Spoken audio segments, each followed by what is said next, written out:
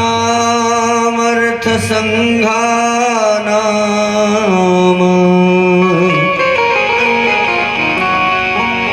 रसानाम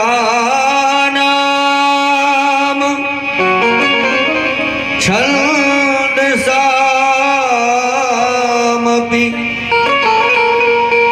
मंगलानाम च कर्तारो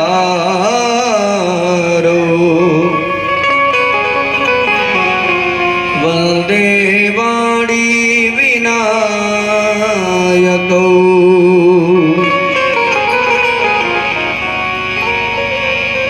वन्दे विदेहतनया पदपुण्डरीकं कैसौरसौरभ समाहित योगिचित्तम् हन्तुं त्रितापमनिशं मुनिहंससेव्यम् सन्मानशाली परिपीत परागपुञ्जम्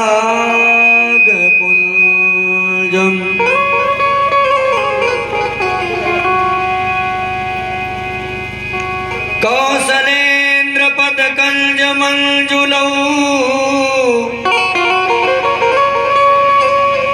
कोमलावज महेश वंदितौ जानकी कर सरोज लालितौ चिंतकस्य मनवृंग संगिनो जय जय मैया लक्ष्मी जय गजवदन गणेश जय जय माता शारदे जय जय भारत देश।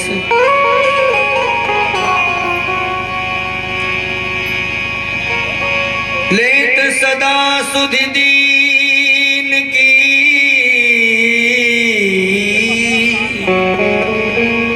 सहज दया के धाम जननी जनक मम दास के प्रभु श्री सीताराम।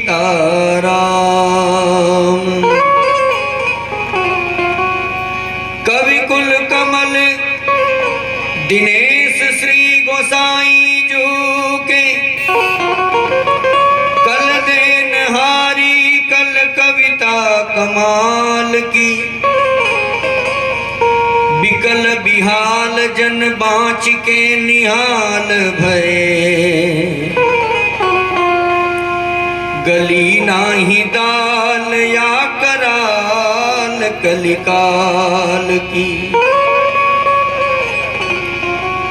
वेदन को ज्ञान है प्रमाण है पुराण को ग्रंथ में राजेश राजे राम नाम माल की ग्रंथ में राजेश राजे राम नाम माल की ठोकी ठोकी ताल के ते कूदे अभिमानी किंतु काहो ने न पाई था तुलसी के ताल की काहो ने न पाई था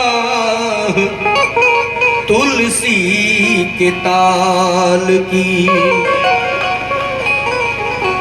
श्री राम कथा के रसिक कवर तेज पुंज मति धीर, सुंदर आसन लीजिए सिया राम भक्त महावीर।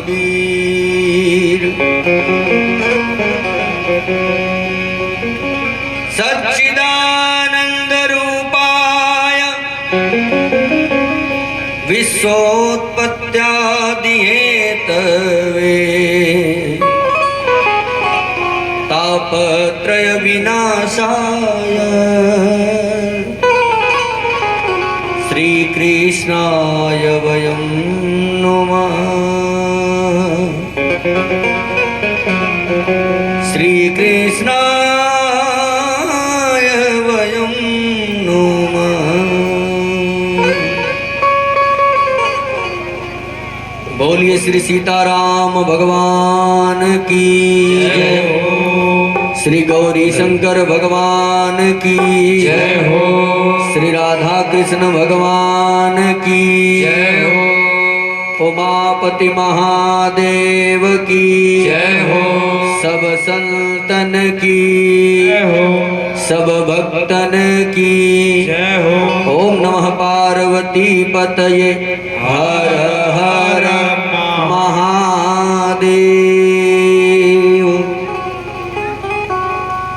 परिपूर्ण परात्पर परब्रह्म अखिल अखिलेश्वर जगत नियंता जगदाधार अकारण करुणा वरुणालय सर्वज्ञ सर्वेश्वर लीलाधारी लीला बिहारी पवित्राधिपति पूत शिरोमणि पाप विनाशक प्रेम प्रदायक परम पूजनीय अर्चनीय वंदनीय प्रातः स्मरणीय कौशल्यानंद वर्धन भक्तवत्सल कृपालु मर्यादा पुरुषोत्तम श्री राघव रघुनंदन सरकार के श्री कमलवत चरण में इस अबोध बालक का कोटि सह नमन बंदन अभिनंदन स्वीकार हो। पराम्बा भगवती जगत जननी त्रिपुर सुंदरी जनक नंदिनी जनक दुलारी माँ वैदेही माँ सीता के श्री चरणों में इस अबोध बालक का कोटि सह नमन बंदन अभिनंदन स्वीकार हो। अनाथों के नाथ दीनों के नाथ भूतों के नाथ बाबा विश्वनाथ महादेव के स्तुत्य चरण रुद्रागढ़ी विश्ववंधागढ़ी कामजेतागढ़ी वानराकार विग्रह अनंत बलवंत परम संत श्री हनुमंत लाल जी महाराज के श्री चरणों में इस अबोध बालक का कोटि सह नमन बंदन अभिनंदन स्वीकार हो। साथ ही साथ कविकुल चूड़ामणि कलिपावनावतार कविता कानन केसरी ब्राह्मणों के नाज हिंदुओं के सरताज श्री गोस्वामी तुलसीदास जी महाराज के स्तुत्य चरण साथ ही साथ यहाँ उपस्थित सभी श्रद्धालु भक्तवृंद श्रद्धामयी माताओं एवं बहनों, आज हम लोग श्री राम कथा रूपी गंगा के तृतीय दिवस में प्रवेश कर रहे हैं और ग्राम बिजौली के समस्त नागरिकों का मैं हृदय से साधुवाद धन्यवाद व्यक्त करता हूं। आप सबके अथक प्रयास से परमात्मा का जो ये मांगलिक कार्यक्रम है यह किसी विशेष का नहीं है, किसी व्यक्ति विशेष का नहीं है, यह संपूर्ण समाज का है, संपूर्ण राष्ट्र का है, संपूर्ण देश का है। प्यारे परमात्मा ने हम सब जीवों के ऊपर कृपा किया है, हमको चलने की बोलने की देखने की जो ताकत दिया है उस राघव सरकार ने, आंखों की जो शक्ति है उसको हम धर्म में लगाएं, कान की जो शक्ति है धार्मिक चीज सुने, हाथ पैर जो परमात्मा ने दिए हैं धर्म करें। तो यहाँ उपस्थित जितने लोग कथा पंडाल में हैं, जहाँ तक भी मेरी आवाज़ जा रही हो, समस्त गांव को मैं इस व्यासपीठ से साधुवाद धन्यवाद देता हूँ, क्योंकि भगवान की असीम कृपा के कारण ही आज यह अवसर सुलभ हुआ है। आइए भगवान की मंगलमयी कथा में प्रवेश करें। उसके पूर्व मन, कर्म और वाणी को पवित्र करने के लिए 2 बार हरिनाम संकीर्तन, इसके बाद जैसी श्री हनुमान जी महाराज की इच्छा।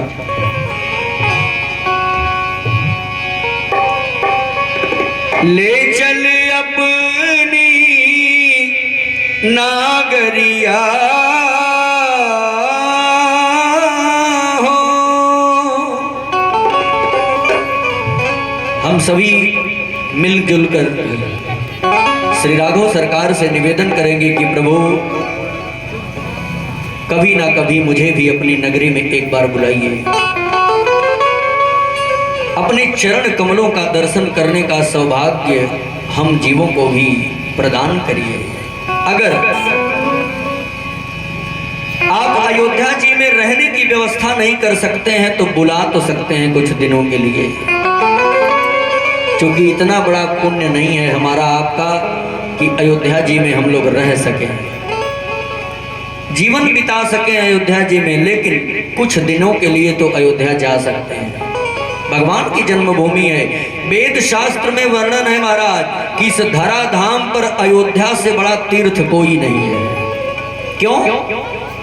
क्योंकि ऐसा कहा जाता है कि भगवान राम का चरण जहां चल जाता है ना, उस चरण के जैसा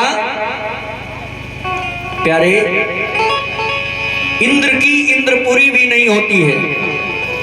जह जह राम चरण चल जाही तह समान अमरावती नाही। महाराज भगवान की विशेष कृपा से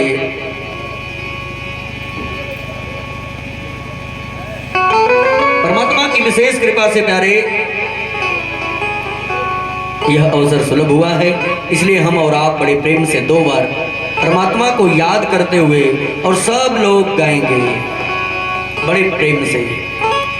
हो ले चल अपनी नागरिया हो,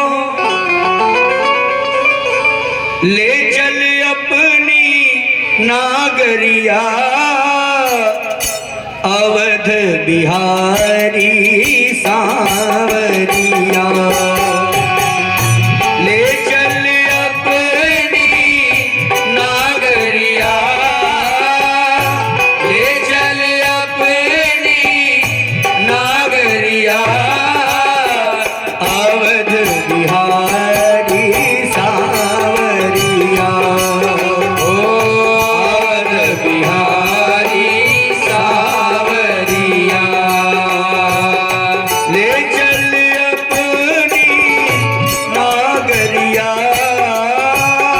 ले चल अपनी नागरिया, ओ ले चल अपनी नागरिया, ले चल अपनी नागरिया, अवध बिहारी सांवरिया, अवध बिहारी सांवरिया, अवध बिहारी सांवरिया। अरे भगवान राम की जो अयोध्या नगरी है वो कहाँ पर है? सरयू के तीर अयोध्या नगरी, सरयू के तीर अयोध्या लगी,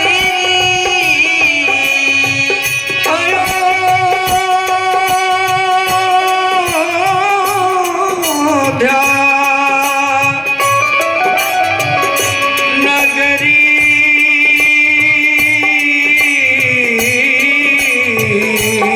नगरी नगरी,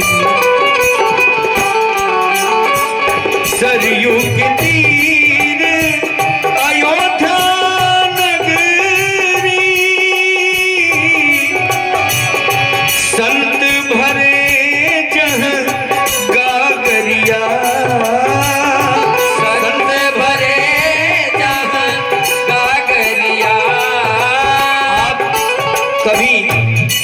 आए तो श्री अयोध्या जी जाइए और आप देखिएगा कि आज भी वहां के संत महात्मा साधु ब्रह्म मुहूर्त में 3 बजे मैया सरजू के तट पर संध्या बंदन के लिए उपस्थित रहते हैं। हो सरयू के तीर अयोध्या नगरी, सरयू के तीर अयोध्या नगरी, संत भरे जह गागरिया, संत भरे जग गागरिया, अवध बिहारी सावरिया, अवध बिहारी सावरिया, प्यारे ले चल अपनी नागरिया, ले चल अपनी नागरिया, ओ ले चल अपनी नागरिया, ले चल अपनी नागरिया, ओ अवध बिहारी सावरिया, अवध बिहारी सावरिया, हरि बोल।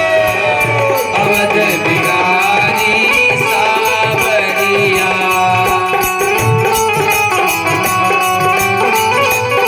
जय हो।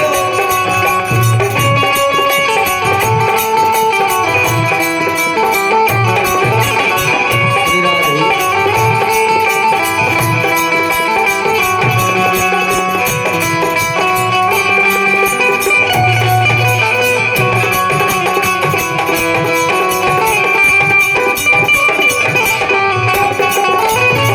और प्यारे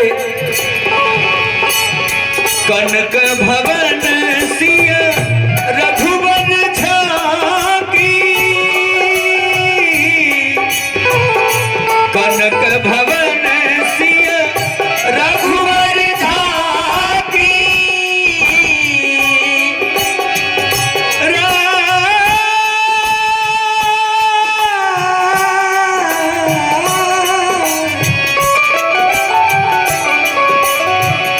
कनक भवन सिय रघुवर झांकी,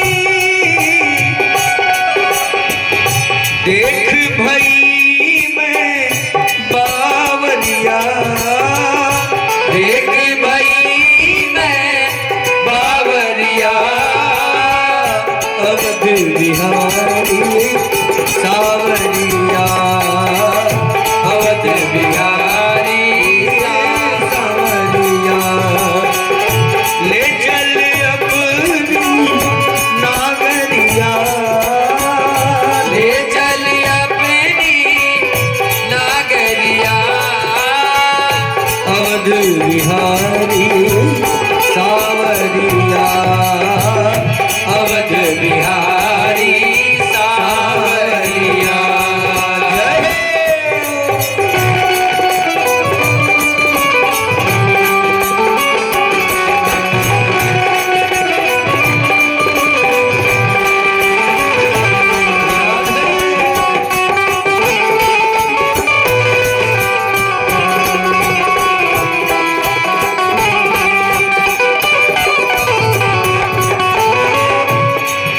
हो रंग महल हनुमान गढ़ी मणि, राम छावनी सुंदर, रंग महल हनुमान गढ़ी मणि, राम छावनी सुंदर, स्वयं जगत के मालिक बैठे, स्वयं जगत के मालिक बैठे, कनक भवन के अंदर, कनक भवन के अंदर, हो ले चल अपनी, ले चल अपनी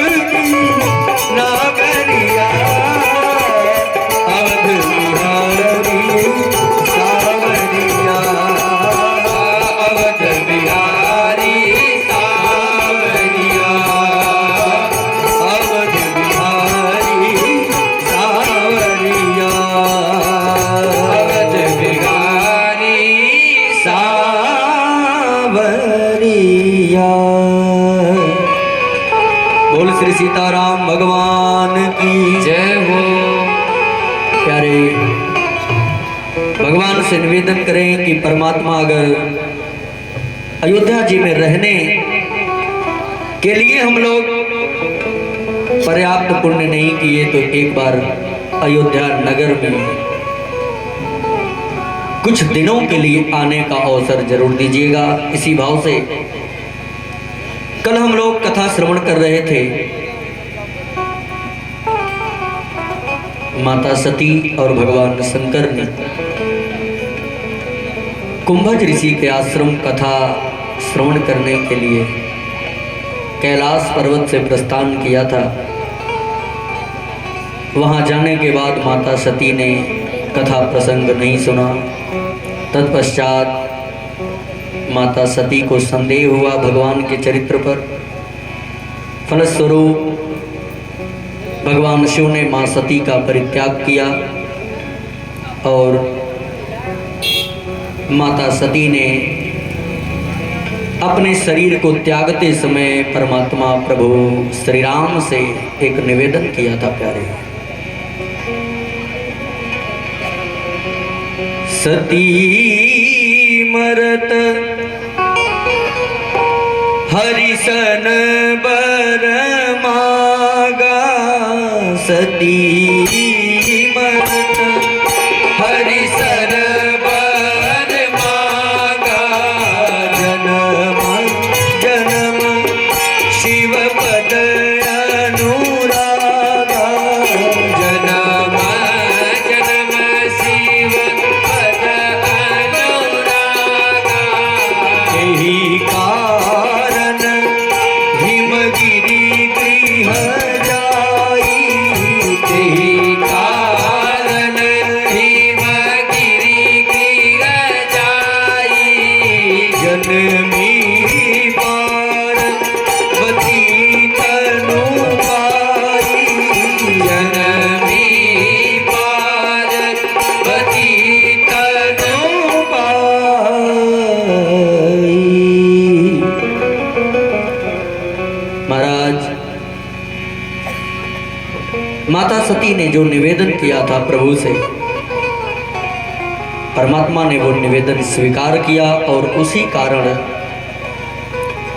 मां सती राजा हिमांचल के दरबार में माता जी का प्राकट्य हुआ और जैसे ही मां पार्वती का वहां जन्म हुआ, राजा हिमांचल के पूरे नगर में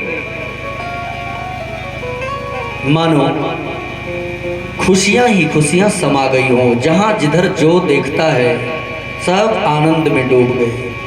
तुलसीदास जी ने लिखा, जगदम्बा जहाँ अवतरी सोपुर बर निक जाए।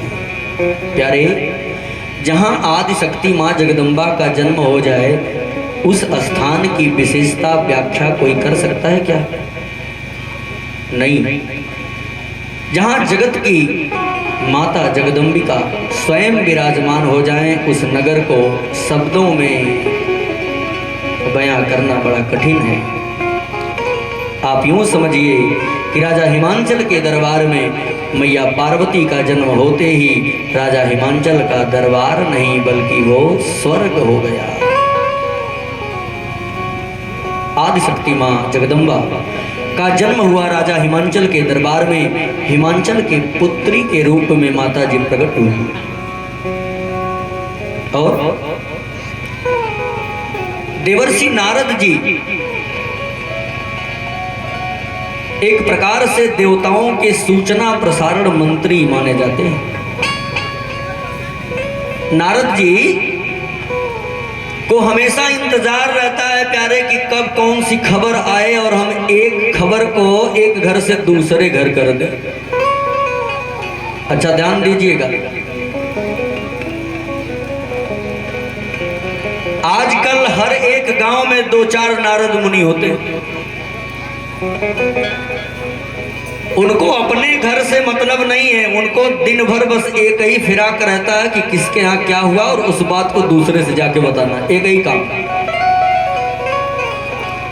और यही काम नारद जी करते थे। गांव में अक्सर लोग इधर की बात उधर करने वाले लोगों को नारद की उपाधि भी दे देते हैं।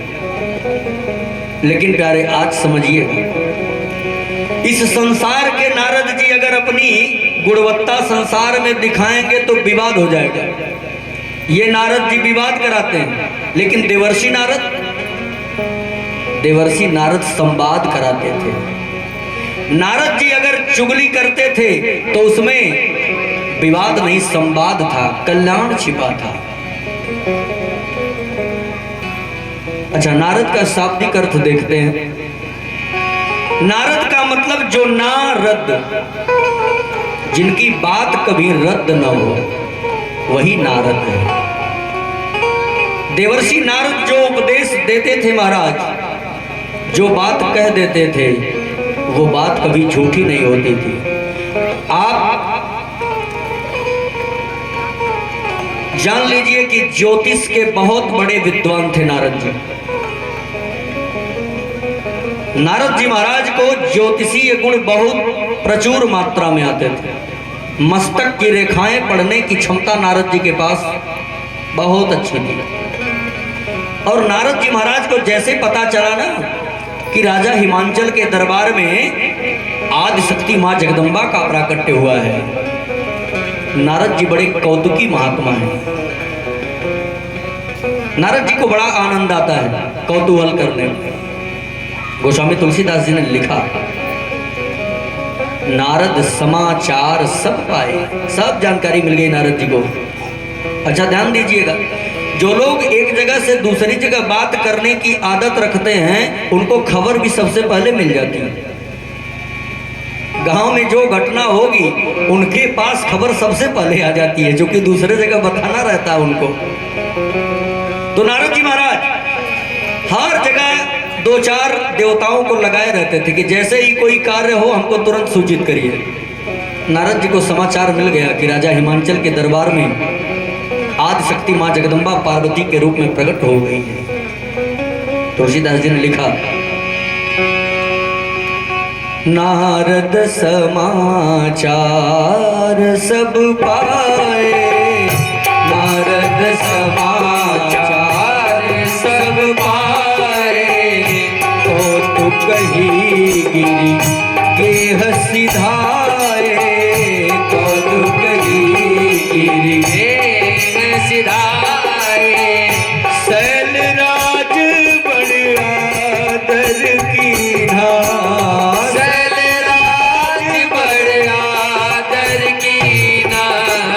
पद पखारी पर आसन दीना, पद पखारी पर आसन दीना, पद पखारी पर आसन दीना। प्यारे, जैसे ही नारद जी महाराज राजा हिमांचल के दरबार में पहुंचते हैं तो त्रिकालज्ञ सर्वज्ञ समझ के, देवर्षि समझ के राजा हिमांचल ने नारद जी को प्रणाम किया और एक ऊंचे आसन पर बिठाया। महाराज, आपकी जय हो, आप इस दास की कुटिया में पधारे हैं, हृदय से आपका मैं धन्यवाद व्यक्त करता हूं। नारद जी ने आसन ग्रहण किया और राजा हिमांचल नारद जी के चरण को धुलते हैं बैठ के।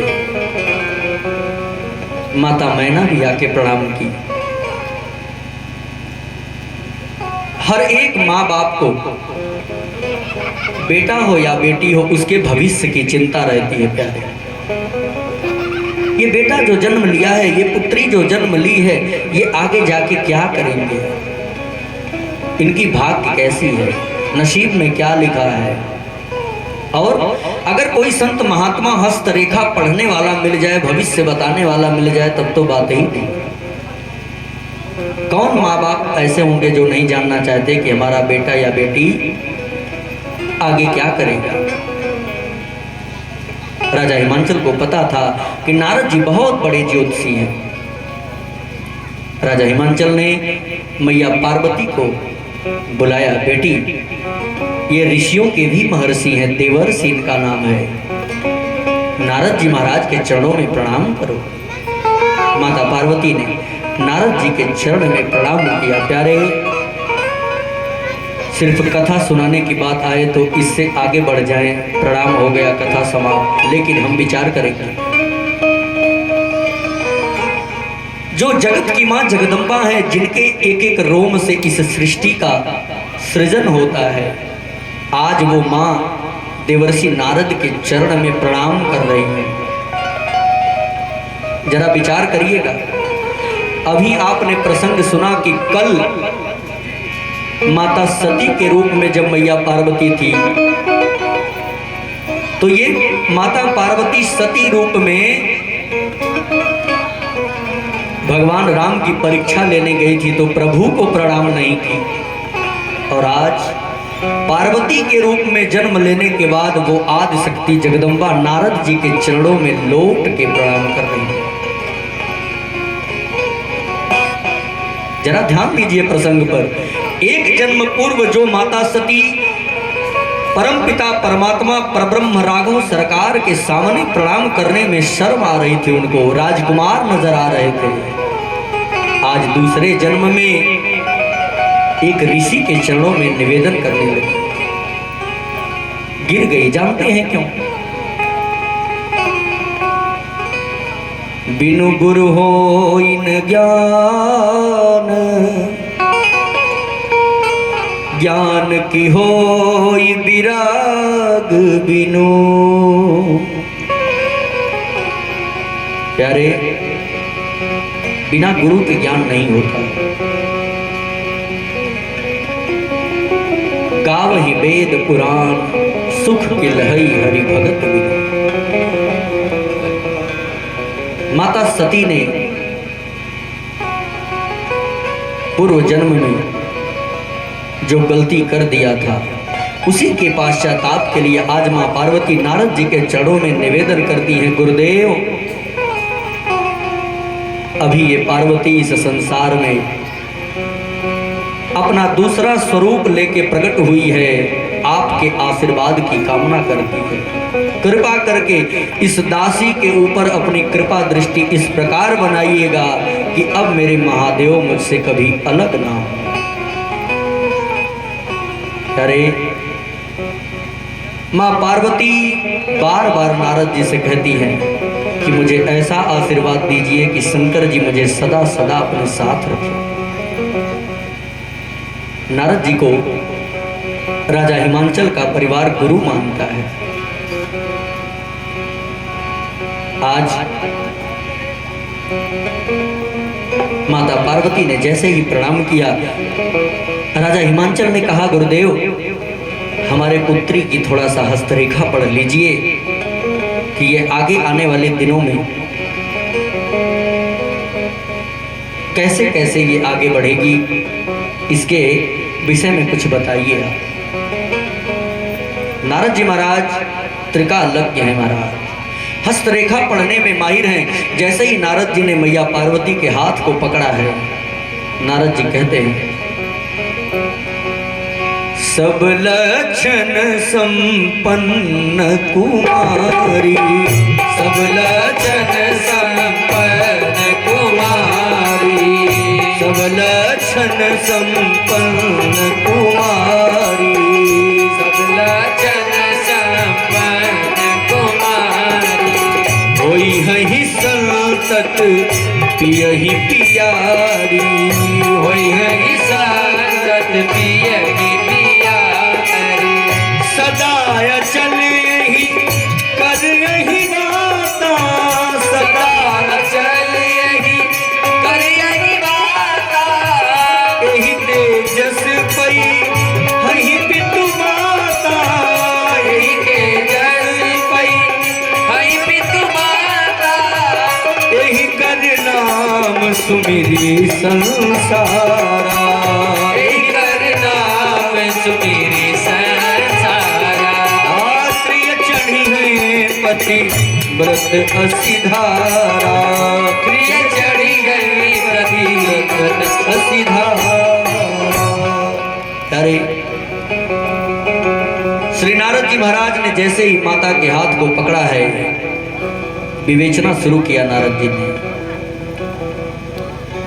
राजन, ये जो आपकी पुत्री है, जहां तक मैं पढ़ पा रहा हूं, सब लक्षण संपन्न कुमारी। इस कन्या के अंदर सभी लक्षण विराजमान हैं। इस संसार में मानव सृष्टि में जितने गुण बनाए गए हैं, सब गुण विद्यमान हैं इस कन्या के अंदर। और हुई है इस संतत प्रिय ही प्यारी। ये साधु संतों को, महात्मा को अत्यंत प्रिय होगी। सदा अचल एहि कर अहिवाता। महाराज, जब पार्वती जी ने प्रणाम किया था नारद जी को, तो मन में माता जी ने निवेदन किया था कि अब कभी भी भगवान शिव से मुझे अलग न होना पड़े। उसी कारणवश आज नारद जी हस्तरेखा पढ़ते समय कहते हैं कि सदा अचल एहि कर अहिवाता। प्यारे, नारद जी ने कहा कि इस कन्या का जो वर होगा ना, जिससे इसका विवाह होगा, वो अमर रहेगा। अच्छा, एक बात विचार करिए, कोई भी माँ अगर ये सुनती है कि उसके पुत्री का जो सुहाग होगा, अमर होगा, दीर्घायु होगा, तो माताओं को बड़ी प्रसन्नता होती है। माता मैना प्रफुल्लित हो गई, नारद जी को बार बार प्रणाम करने लगी। ऋषिवर आपकी जय हो। आगे नारद जी ने कहा, राजन, त्रिय चढ़ी है पतिव्रत असिधारा। ये पुत्री आगे जाकर ऐसा काम करेगी कि इसी का उदाहरण लेके आगे आने वाली महिलाएं पतिव्रता धर्म का पालन करेंगी। महाराज, नारद जी ने अभी तक सब गुण बताए। ध्यान दीजिए, इस धरा धाम पर जो भी जन्म लिया, नारद जी बताना चाहते हैं कि अभी तक तो गुण देखे हमने, लेकिन अब दुर्गुण भी सुनिए। दोष क्या है? क्योंकि ये सृष्टि गुण और दोष दोनों के सामंजस्य से चलती है प्यारे।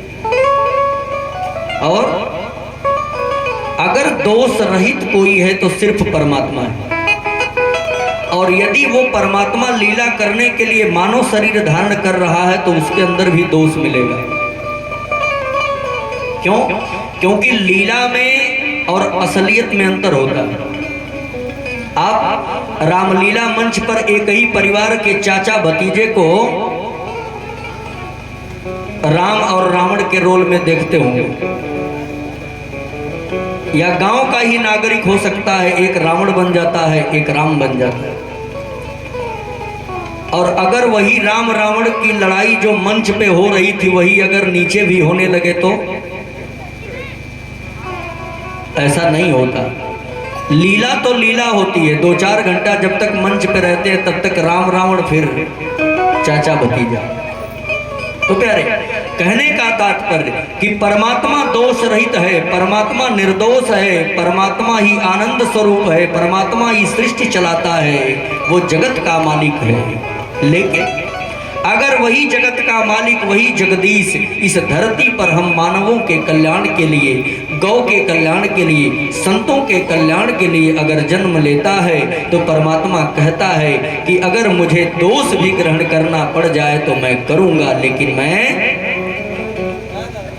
भक्तों का कल्याण करूंगा। कहते हैं प्यारे, प्रबल प्रेम के पाले पढ़कर हरि को नियम बदलते देखा, अपना मान भले टल जाए, लेकिन भक्त का मान न टलते देखा। प्यारे, वो आनंद स्वरूप परमात्मा अपने भक्तों के कल्याण के लिए अपना मान सम्मान नहीं देखता है। आज माता पार्वती की हस्तरेखा को पढ़ते समय नारद जी ने निवेदन किया, राजन अब जरा दोष सुनिए। नारद जी कहते हैं, शैल सुलक्षण सुता तुम्हारी, शैल सुलक्षण सुता तुम्हारी, शैल सुलक्षण सुता तुम्हारी। सुनहो जे अब गुण दुई चारी, सुनहो जे अब गुण दुई चारी। नारद जी कहते हैं शैल सुलक्षण सुता तुम्हारी, सुनहु जे अब अवगुण दुई चारी। अब दो चार अवगुण भी सुनिए। अवगुण कैसा? प्रभु नारद जी कहते हैं अवगुण इसका सबसे बड़ा यही है ना कि जो इसका पति होगा, जरा उसके बारे में विचार करें। अभी तो आप लोगों ने सुना कि जो पति होगा अमर रहेगा, लेकिन उस पति की कुछ विशेषताएं हैं जो हम आपको बताना चाहते हैं। राजा हिमांचल को लगा कि अगर अमर होने वाला वर हमारी पुत्री को मिल रहा है तो विशेषता भी कुछ बहुत सुंदर ही हो, लेकिन पता नहीं था कि जो विशेषता नारद जी बताने जा रहे हैं, यह विशेषता सुनने के बाद होश उड़ गए। नारद जी ने बताया अगुण अमान मातु पितु हीना, अगुण अमान मातु पितु हीना, उदासीन सब संशय छीना, उदासीन सब संशय छीना। महाराज नारद जी ने कहा कि जो इसका पति होगा, जिससे इसका विवाह होगा ना, पहली बात तो इसके अंदर तो सब गुण विद्यमान है, लेकिन पति के अंदर एक भी गुण नहीं होगा, सब दुर्गुण भरा होगा। अगुण गुण रहित होगा। अमान जिसका इस समाज में मान प्रतिष्ठा भी नहीं होगी, और न उसे अपने मान प्रतिष्ठा की खबर रहेगी, वो सदा रमता रहता है। ये समाज वाले देवता उसके बारे में क्या सोचते हैं उसको कोई फर्क नहीं। एक माला लेके कैलाश पर्वत पर श्री राम चलता है। अगुण अमान मातु पितु हीना, और इसका जो पति होगा न उसके माँ होंगे न बाप होंगे। अच्छा विचार करिए, किसी कन्या का विवाह करना हो और माता पिता को बता दिया जाए कि लड़के के माँ बाप दोनों नहीं, तो समाज में एक बात आती है कि बिना अभिभावक का लड़का है, संस्कार विहीन हो सकता है, रास्ते गलत हो सकते हैं। नारद जी ने कहा इतना ही नहीं, अगुण अमान मातु पितु हीना, उदासीन, कभी भी प्रसन्न नहीं रहता है, हमेशा उदास, भगवान की भक्ति में लीन रहता है। यहाँ उदास का मतलब यही है कि जो हमेशा समाधि में लीन रहेगा वो मुस्कुराएगा। साधना करने वाला व्यक्ति तो शांत चित्त से बैठता है। नारद जी ने कहा उदासीन, सब संशय छीना, और जिसको देखने के बाद अनेक प्रकार के संशय मन में उत्पन्न हो जाएंगे। अगली पंक्ति में कहा जोगी जटिल अकाम मन,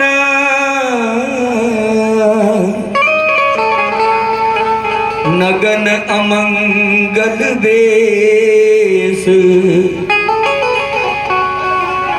यारे नारद जी विशेषता बता रहे थे कि जो पति मिलेगा कैसा होगा। अगली पंक्ति में नारद जी ने कहा जो इसका पति होगा वो जोगी होगा।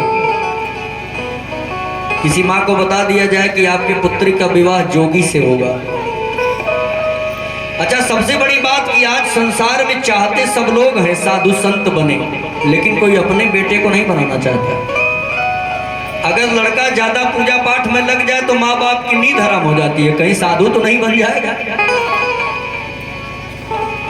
अच्छा प्यारे, अगर हर माँ बाप यही सोचेंगे तो ये साधु संत क्या आकाश से सीधे गिराए जाएंगे? ऐसा नहीं होता है। बहुत जन्म जन्मांतर का पुण्य फलित होता है कि आपके कुल में, आपके खानदान में कोई संत निकलता है। और ध्यान दीजिए, अगर आपके पीढ़ी में कोई एक संत पैदा हो गया तो 24 पीढ़ी तर जाती है, बिना गया जी गए 24 पीढ़ी। संत इतना साधारण नहीं होता। आज नारद जी कहते हैं जोगी होगा इसका पति और जटिल होगा महाराज, समझना बड़ा मुश्किल होगा इसके पति को। इतना कठिन होगा, इतना जटिल होगा कि उनके बारे में समझ पाना बहुत मुश्किल है। और अकाम मन, जिसका मन काम रहित है। इतना तक तो ठीक था, नारद जी कहते कहते कह गए कि नगन अमंगल वेश, वो नंगा घूमता है। और जैसे ये बात सुना तो शंकर जी कैलाश पर्वत से मुस्कुराने लगे। नारद जी बहुत गजब व्याख्या कर दी आपको। अरे हमारी मृगछाला भी आपको नहीं दिख रही है? हम शरीर पर भले कुछ धारण नहीं करते हैं, लेकिन मृगछाला और भभूत तो लगाए ही रहते हैं। और आपने कह दिया कि नंगा घूमता है, तो ये आप हमारी विशेषता बता रहे हैं कि विरोध कर रहे हैं? नारद जी की और शंकर जी की मानसिक वार्ता हो रही थी। नारद जी ने कहा, प्रभु अब तो मैं कह ही दिया हूं, अब तो इसको सिद्ध करना आपकी जिम्मेदारी है। अब तो फलादेश कर दिया हूं, अब मेरी इज्जत आपके हाथ है। और यदि ऐसा नहीं हुआ तो मुझे झूठा ज्योतिषी कहा जाएगा। आगे प्रसंग आएगा, नारद जी की लज्जा बचाने के लिए भगवान शंकर राजा हिमांचल के यहां नंगा हुए थे, आज इसी भविष्यवाणी के कारण। आगे की पंक्ति में नारद जी ने कहा, अस स्वामी यही कहाँ मिलही, परिहस्त असी रेख। जोगी जटिल अकाम मन नगन अमंगल वेश। जो वेश होगा वो भी अमंगल होगा महाराज। जरा शंकर जी के वेश पर विचार करिए। गले में सांप, कान में सांप, जनेऊ सांप, मृगछाला लपेटे हुए, भभूत रमाए, हाथ में त्रिशूल डमरू, बैल की सवारी। कितना भयानक दृश्य है।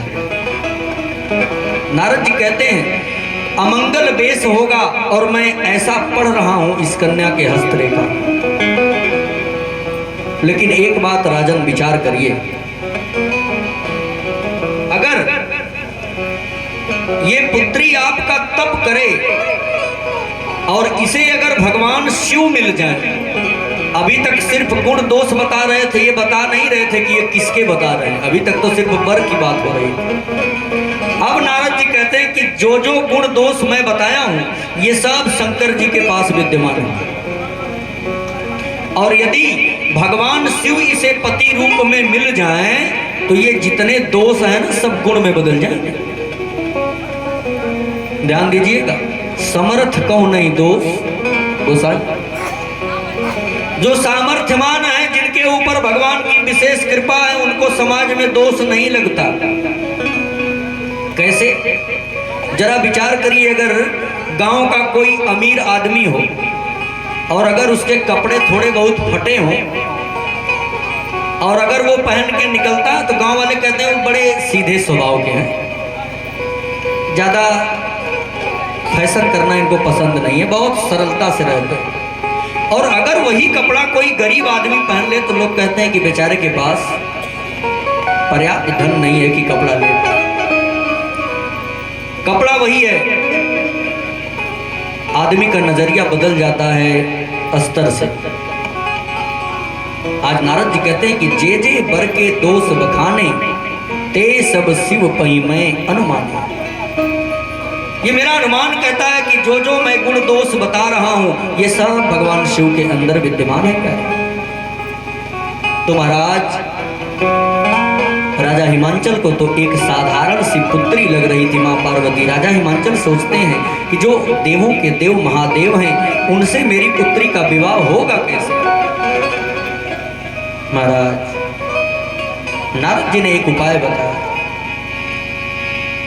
जो तप करई कुमारी तुम्हारी, जो तप करई कुमारी तुम्हारी, भावी मेटी सके त्रिपुरारी, भावनी बेटी सकही त्रिपुरारी, जो तप करई कुमारी तुम्हारी, ओ जो तप करे तुम्हारी कुमारी। महाराज नारद जी ने कहा कि जो तप करे कुमार तुम्हारी, भावी मेट सकही त्रिपुरारी। कल के प्रसंग में आपने सुना कि भावी को मिटाने वाले भगवान शंकर हैं। प्रारब्ध कृत भावी शंकर जी के आदेश से बदल जाते हैं, लेकिन अगर परमात्मा प्रभु श्री राम की इच्छा से जो भावी बन जाए तो उसको शंकर जी मिटाने में असमर्थता व्यक्त करते हैं। लेकिन आज जो मां पार्वती से शंकर जी के विवाह की भावी है, जो असमानता दिख रही है, उसको मिटाने के लिए शंकर जी राजी हैं। क्यों? क्योंकि माता सती ने भगवान से पहले ही निवेदन किया था, सती मरत हरिसन वर मागा, जन्म जन्म शिव पद अनुराग। माता सती ने निवेदन किया था, उस निवेदन को स्वीकार करके प्रभु राम कहते हैं कि शिव जी इस भावी को आप मिटा दीजिए, ये मेरी इच्छा है। इसलिए तुलसीदास जी ने लिखा, जो तप करई कुमारी तुम्हारी, जो तप करई कुमारी तुम्हारी, ये भावी वो मेरी सकही त्रिपुरारी, भावी बेटी सकही त्रिपुरारी, भावी वो मेट सकही त्रिपुरारी। महाराज इस प्रकार से जब नारद जी ने समझाया, मां पार्वती तपस्या की बात सुन के बड़ा प्रसन्न होती। लेकिन इधर मां मैना के मन में जो बातें चल रही थी, देखिए पहले कितना संस्कार था। जब तक नारद जी महाराज राजा हिमांचल के सामने बात कर रहे थे, तब तक मां मैना दूसरे कमरे से सिर्फ देख रही थी, सुन रही थी।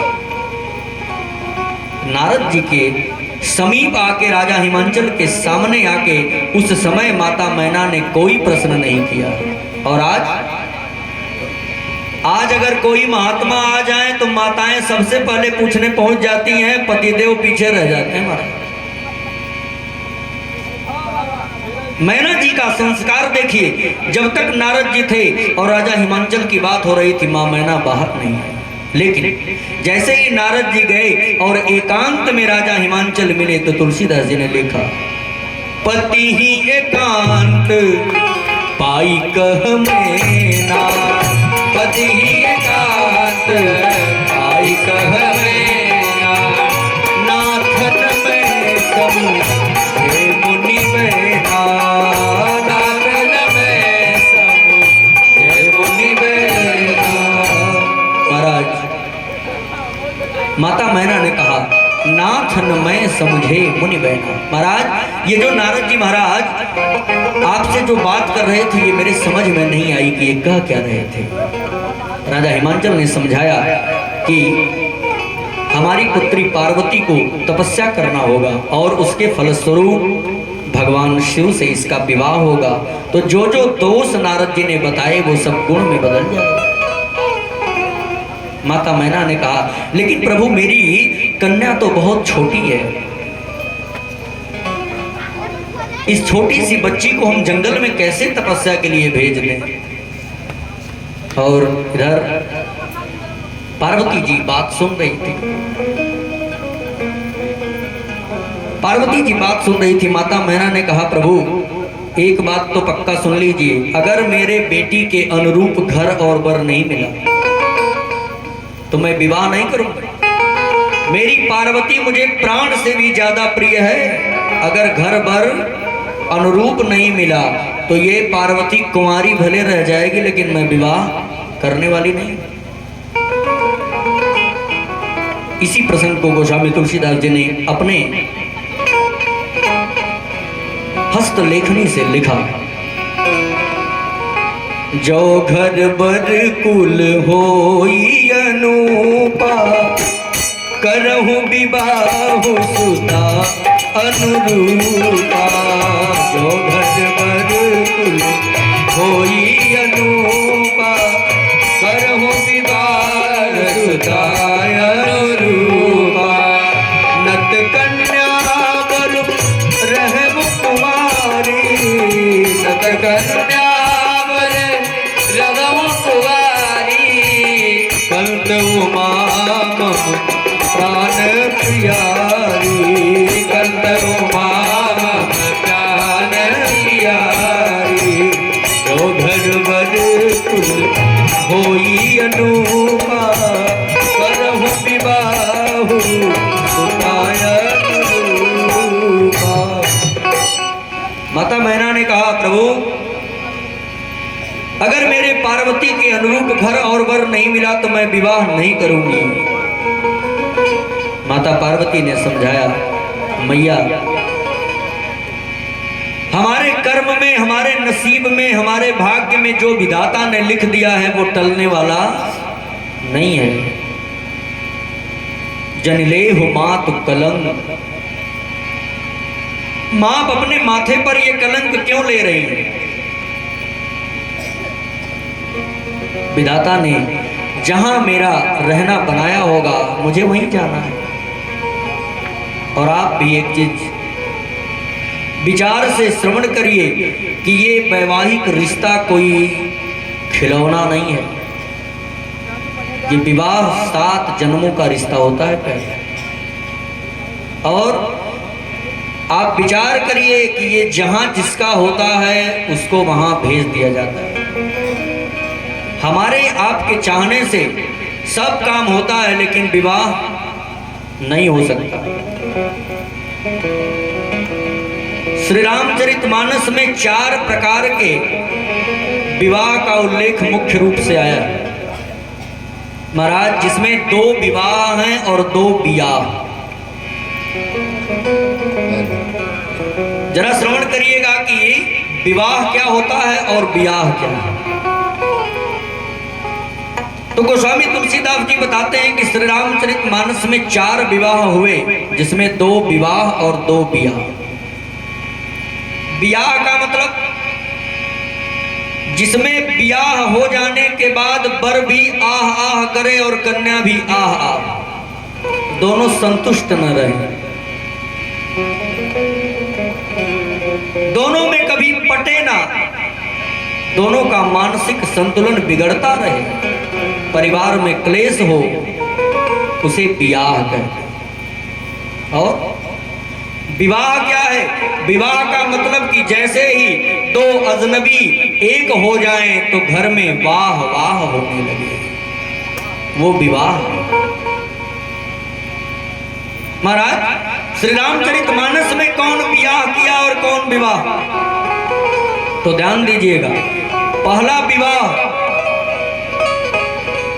हमारे देवों के देव महादेव भगवान शंकर का जो मैया पार्वती के साथ संपन्न हुआ। दूसरा विवाह मां जानकी का मेरे राघव सरकार के साथ संपन्न हुआ। ये दोनों विवाह थे। होने के बाद देवता विवाह, घरवाले विवाह, पति पत्नी विवाह। बियाह, पहला बियाह आगे प्रसंग आएगा महाराज। देवर्षि नारद ने विश्वमोहिनी के साथ रचाने की इच्छा प्रकट किया, जो विवाह हो नहीं पाया। उसमें आह लगी रह गई, नारद जी भी आह आह में रह गए, लेकिन बियाह हुआ नहीं। दूसरा बियाह हुआ श्रीमती शूर्पणखा देवी का, जो विवाह करने के लिए भैया लक्ष्मण के पास गई थी और विवाह की बात छोड़िए नाक कान भी कट गया, वो भी संपन्न नहीं हुआ। सबसे गौर की बात कि जिस विवाह में अगुआ सम्मिलित रहता है उसमें वाह वाह होती है, और जहां पति पत्नी स्वयं की मर्जी से कर लेते हैं वहां आह आह लगी रहती है प्यारे। तो ध्यान दीजिएगा, आज की जो परंपरा बढ़ती जा रही है ना, ये नौ दंपति अपने मन से रिश्ता पसंद करने लगे हैं। ध्यान दीजिएगा, जिस परिवार में विवाह के रिश्ते में माँ बाप की सहमति ना हो, वो रिश्ता पूरे जीवन दुखदाई होगा। प्रसंग आपके सामने है। नारद जी स्वयं जाके विश्वमोहिनी से विवाह करने की इच्छा प्रकट किए, विवाह अधूरा रह गया। शूर्पणखा देवी स्वयं जाके वर ढूंढने लगी, विवाह नहीं हुआ। और इधर नारद जी अगुआ बन रहे हैं भगवान शंकर और पार्वती मैया के विवाह के। जो कथा आ रही है, विवाह खूब मस्ती के साथ संपन्न हुआ। और मर्यादा पुरुषोत्तम श्री राम के विवाह में विश्वामित्र जी अगुवाई कर रहे हैं, वो भी विवाह खूब संपन्न हुआ मस्ती से। तो प्यारे, श्री राम कथा में जो 4 विवाहों का वर्णन है, उसमें 2 विवाह और 2 ब्याह। कहने का मुख्य विषय कि परिवार की सहमति से अगर ये रिश्ता बनाया जाए तो विवाह, और असहमति से बनाया जाए तो ब्याह। तो आज मैया पार्वती ने निवेदन किया कि माँ, मेरे भाग्य में जो लिखा है वो मिलके रहेगा। माता पार्वती तपस्या के लिए जाती हैं। प्रसंग बहुत विस्तृत है। आज तीसरा दिन है और हम अभी बालकांड के आधे में भी नहीं पहुंचे। ये भगवान की कथा ऐसी है कि हृदय में ऐसा भाव ही नहीं बन पाता कि किस प्रसंग को छोड़ दिया जाए और किस प्रसंग को कह दें। लेकिन फिर भी समय सीमा में बंधे होने के कारण थोड़ा सा प्रसंग को संक्षिप्त कर रहे हैं। मां पार्वती तपस्या करने के लिए जंगल में गई महाराज, तपस्या करने लगी। उर धरी उमा प्राण पति चरना, जाई विपिन लागी तब कर। तपस्या में लीन हो गई। और तपस्या किस प्रकार से मां पार्वती की चली है, तुलसीदास जी ने लिखा, संबत सहस मूल फल खाई, संबत सहस मूल फल खाई, साग खाई सत बरस गवाई, साग खाई सत बरस गवाई, कछु दिन भोजन बारी बतासा, कछु दिन भोजन बारी बतासा, ये कठिन कछु दिन उपवासा, ये कठिन कछु दिन उपवास। संबत सहस मूल फल खाए, 1000 वर्ष कंद मूल फल खाके माता जी ने भगवान शिव की तपस्या की। 1000 वर्ष बीत जाने के बाद 100 वर्ष तक साग खा करके मां पार्वती ने तपस्या किया। और महाराज, दिनों की संख्या तो तुलसीदास जी नहीं लिखे, लेकिन कहते हैं कि कुछ दिन तक सिर्फ जल पी के मां पार्वती ने तपस्या की। और कुछ दिन बीत जाने के बाद कुछ दिनों तक जल भी लेना बंद कर दिया माता जी ने। और ध्यान दीजिए, ये हमारी माताएं जितनी व्रत करती हैं, तीज से लेकर के करवा चौथ से लेकर जितना भी व्रत है, सब मैया पार्वती के व्रत है। लक्ष्मी जी का कोई व्रत नहीं है, ब्रह्माणी का कोई व्रत नहीं है। जितना व्रत ये हमारी माताएं बहनें करती हैं, सब मां पार्वती के व्रत है, सब मैया ने किया। तपस्या में मां पार्वती से बड़ा तपस्विनी कोई नहीं। महाराज, माता जी ने 1000 वर्ष कंद मूल फल खाया, 100 वर्ष साग खाया, कुछ दिनों तक सिर्फ जल, और कुछ दिनों तक जल भी लेना बंद कर दिया। इसके बाद भी भगवान शिव नहीं मिले। जरा विचार करिए, इतनी कठोर तपस्या माता जी से भगवान शंकर क्यों करवा रहे हैं? वो ऐसा कि प्यारे शंकर जी बताना चाहते हैं कि देवी, आज तुम जिस शंकर को पाने के लिए इतना घोर तपस्या कर रही हो, ये शंकर पहले से तुम्हारे साथ था, लेकिन तुमने हमारे इष्ट के ऊपर संदेह कर दिया था।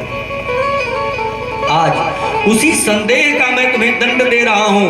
मैं तो तुम्हारा पति जन्म जन्मांतर कल्प कल्पांतर तक हूं।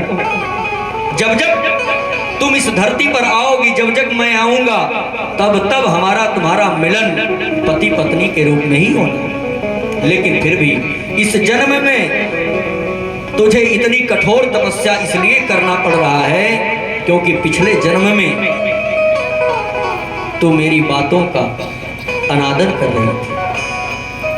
महाराज, मैया पार्वती ने फिर भी तपस्या बंद नहीं किया। तुलसीदास जी लिखते हैं, बेल पाती मही पर सुखाई, बेल पाती मही पर सुखाई, 3 सहस संबत सोई खाई, 3 सहस संबत सोई खाई। महाराज, बेल के पत्ते को सुखा के मैया पार्वती 3000 वर्ष तक श्रवण कर रही थी। 3000 वर्ष बीत गया, बेल के जो सूखे पत्ते गिर रहे थे उसी का भोजन करके माता तपस्या करती थी। फिर भी शिव जी नहीं आए। अब क्या हुआ? जब 3000 वर्ष बीत गया, बेल के पत्ते को खाते खाते माता जी ने बेल के पत्ते को भी लेना बंद कर दिया। इसी कारण से मां पार्वती का एक नाम हो गया अपर्णा। बोल अपर्णा मैया की। परिहरे वो सुखाने वो परना, उमही नाम तब भयऊ अपर्णा। परिहरे वो सुखाने वो परना, उमही नाम तब भयऊ अपर्णा, उमही नाम तब भयऊ अपर्णा। महाराज, जब बेल के पत्ते को भी लेना मां पार्वती ने बंद कर दिया तो आकाशवाणी हो गई, हे पार्वती, आपका मनोरथ सिद्ध हुआ। बहुत जल्द आपको शिव जी स्वीकार करेंगे और जब आपके पिताजी आपको बुलाने आ जाएं तो ये हठ त्याग कर आप घर चली जाएं। प्यारे, उसी प्रकार माता पार्वती ने अपना हठ त्याग दिया और राजा हिमांचल के पास आ गई तपस्या पूर्ण करके। और इधर भगवान शिव कैलाश पर बैरागी की भांति जीवन बिताते हैं जब से मां सती ने अपना शरीर त्यागा। प्यारे, जब से माता सती का शरीर छूटा है ना, भगवान शिव कैलाश पर्वत पर धुनी रमाते हैं, माता सती के जीवन लीला को याद करते हैं और विलाप करते हैं, सती तुम कहां चली गई। महाराज, भगवान शिव को भी जीवन में इतना कष्ट है, शंकर जी भी आज बैरागी की भांति कैलाश पर अकेले बैठ के मां सती को याद करते हैं। देवी,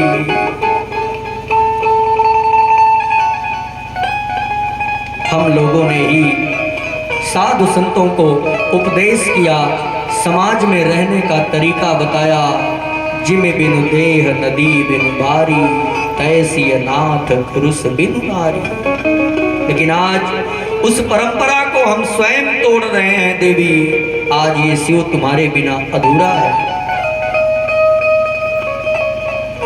शिव बेकार है जब तक शिव के पास शिव की शक्ति ना हो।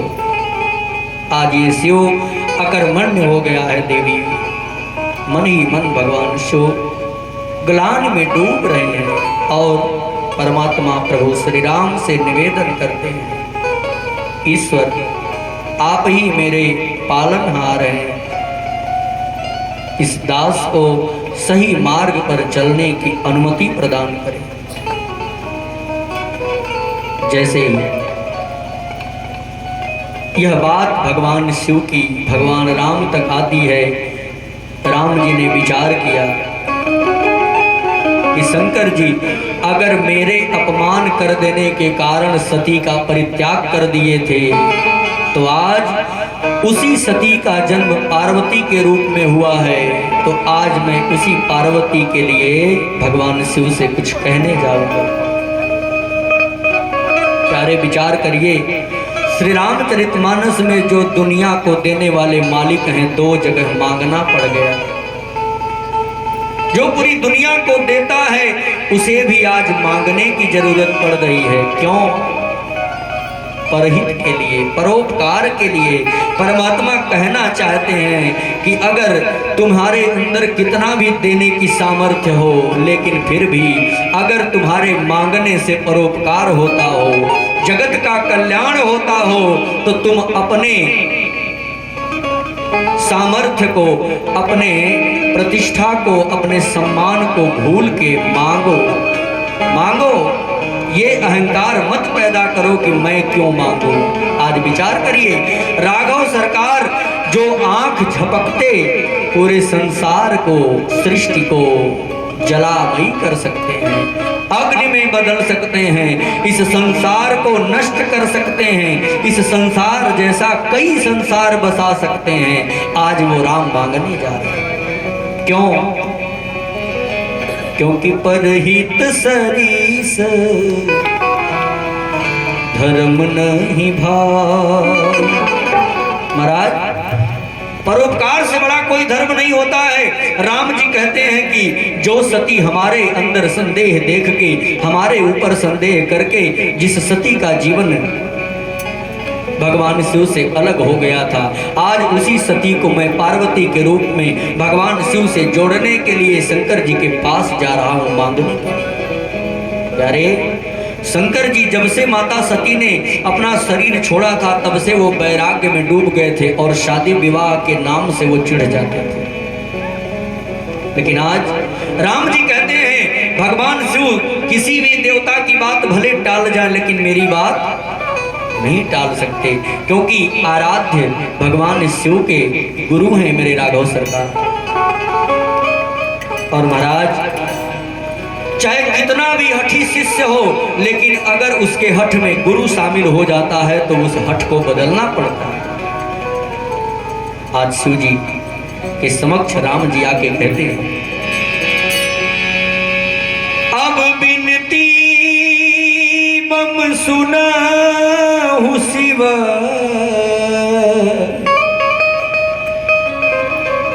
हे शिव जी, आज ये राम आपसे एक विनती कर रहा है। ध्यान दीजिए, राम जी शिव जी को गुरु मानते हैं और शिव जी राम जी को गुरु मानते हैं। राम जी शिव जी को अपना गुरु समझ के कहते हैं और शिव जी अपना गुरु समझ के राम जी की बात को सुनते हैं। अब बिनती मम सुनहु शिव, जो मो पर निज ने हो।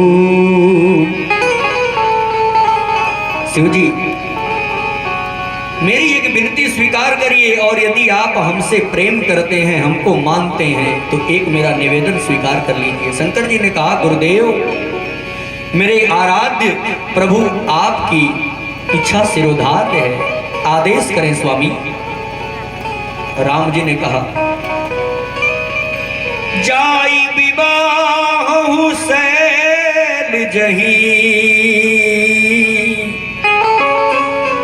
यह मोहि मांगे देव। महाराज, राम जी ने कहा, प्रभु आज मैं आपसे यही मांगता हूं कि आप शैलराज की पुत्री राजा हिमांचल की बेटी के रूप में, जो जगत की मां जगत जननी सती जो पार्वती के रूप में जन्म ली हैं, आप उनके साथ विवाह कर लीजिए, यही मांगने आया हूं। शिव जी ने कहा, प्रभु, जब से सती ने शरीर छोड़ा है, तब से इस शिव के अंदर वैराग्य ही वैराग्य है। मैं संसारिक मोह माया में जुड़ना नहीं चाहता, लेकिन अब आपकी इजाजत हो गई है तो इसे टाल भी नहीं सकता हूं। जैसी आपकी मर्जी है वैसा करिए। महाराज, राम जी के आदेश को शिरोधार्य करके जब शिव जी ने स्वीकार कर लिया ये निमंत्रण, तो महाराज भगवान शिव ने सप्तऋषि को बुलाया और जो माँ इतना कठोर तपस्या करके जंगल में अपने शरीर को दुर्बल बना चुकी थी, उसी मैया के पास फिर से सप्तऋषि को भेज दिया शिव जी ने परीक्षा लेने के लिए। जरा गौर से विचार करिए कि माता पार्वती की परीक्षा क्यों ली जा रही है। शंकर जी कहते हैं पिछले जन्म में जब ये पार्वती सती के रूप में थी तो इन्होंने मेरे आराध्य प्रभु राम की परीक्षा लिया था, इसलिए आज मैं पार्वती के रूप में इनकी परीक्षा लूंगा। महाराज आज शिव जी ने सप्तऋषियों को माता पार्वती के परीक्षा के लिए भेजा है, और जैसे ही सप्तऋषि परीक्षा के लिए आते हैं ना तो पार्वती जी से पूछते हैं देवी ये जो आप तपस्या कर रही है किसके लिए कर रही है। माता पार्वती ने कहा मैं भगवान शिव को अपने पति के रूप में पाना चाहती हूं। सप्तऋषियों ने हंस के कहा देवी अरे इतना कठोर तपस्या करने के बाद आप शंकर जी को पति बनाना चाहते हैं, जिनका न रूप देखने लायक है, न जिनके पास घर है, न मकान है, न जिसके माँ है न बाप है। अरे आपको पति बनाना ये था तो सुंदर सुशील जिसके रूप को देख के कामदेव भी मोहित हो जाता है, लज्जित हो जाता है, उस विष्णु को पति के रूप में स्वीकार करना चाहिए। अच्छा एक बात बताना कि ये ज्ञान आपको दिया किसने कि तपस्या करो और शिव जी से विवाह करो। माता जी ने कहा ऋषिवर ये ज्ञान मुझे नारद जी से मिला। सप्तऋषियों ने कहा ओ आज तक नारद जी की जो बात सुना है उसका घर उजड़ के ही रहा है, और आपके भी घर में नारद जी अपना दिमाग लगा दिए, अब आपका भी जीवन उजड़ गया। मैं अपने मन से नहीं कह रहा, तुलसीदास जी ने लिखा नारद सिख जे सुनहि नर नारी, नारद सिख जे सुनहि नर नारी, अवसि हो तजी भवन भिखारी, अवसि होई तजी भवन भिखारी। जो नारद जी की बातों को मान लिया, आप पक्का जान लीजिए देवी कि वो अपना घर द्वार बेच के वो भिखारी बन जाता। और आपको भी वही शिक्षा दे दिया नारद जी ने, इतना बढ़िया राजमहल छोड़ के जंगल में आके तपस्या करने लगी ना।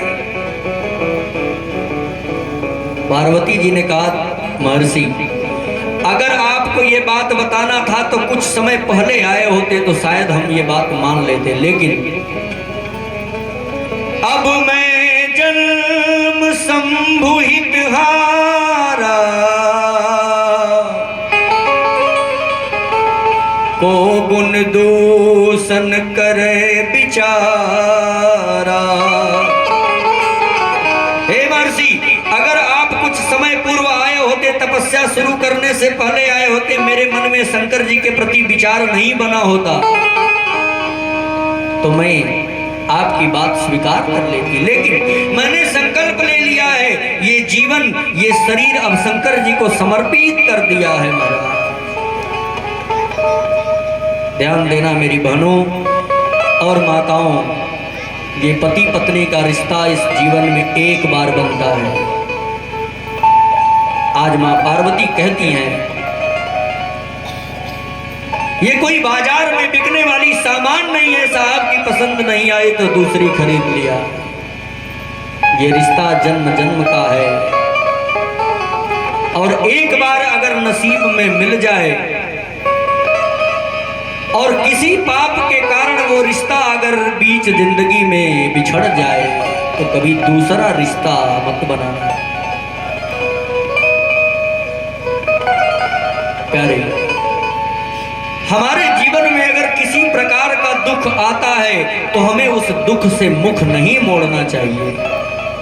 क्यों? क्योंकि अगर हमने पूर्व जन्म में कोई गलती किया था, हमसे कोई अपराध हुआ था, तो उस अपराध को भोगने के लिए परमात्मा हमें अगले जन्म में कष्ट देता है। और अगर उस कष्ट से मुख मोड़ के हम सुखी होने का नाटक करने लगते हैं तो अपने जीवन को बर्बाद करते हैं। कहने का तात्पर्य सिर्फ मन में एक भाव रखिए, जाहि विधि राखे राम वाही विधि रहिए। सीताराम सीताराम सीताराम कहिए, जाहि विधि राखे राम वाही विधि रहिए।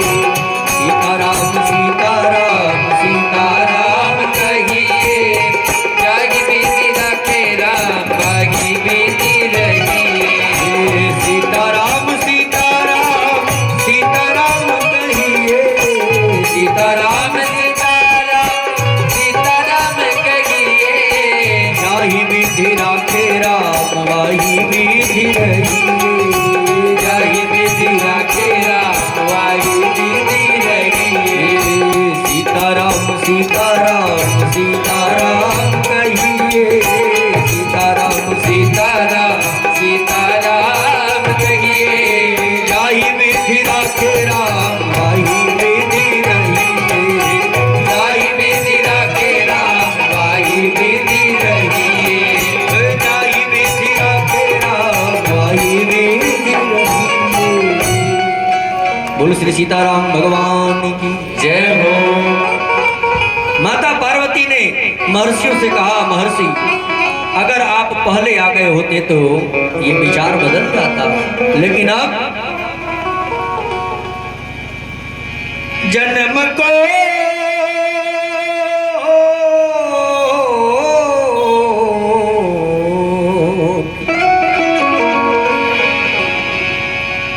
जन्म कोटि लगी रगरी हमारी, जन्म कोटि लगी रगरी हमारी। परम सम्भूनत रहूं कुमारी, परम सम्पूर्णत रहूं कुंवारी। तजऊ नना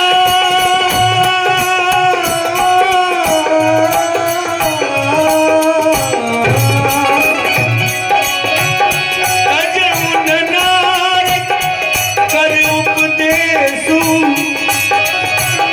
आप कहें सत बार महेशु। तजऊ ननारक कर उपदेशु, आप कहें सत बार महेशु। देखी प्रेम वो ले मुनि ज्ञानी, देखी प्रेम बोले मुनि ज्ञानी।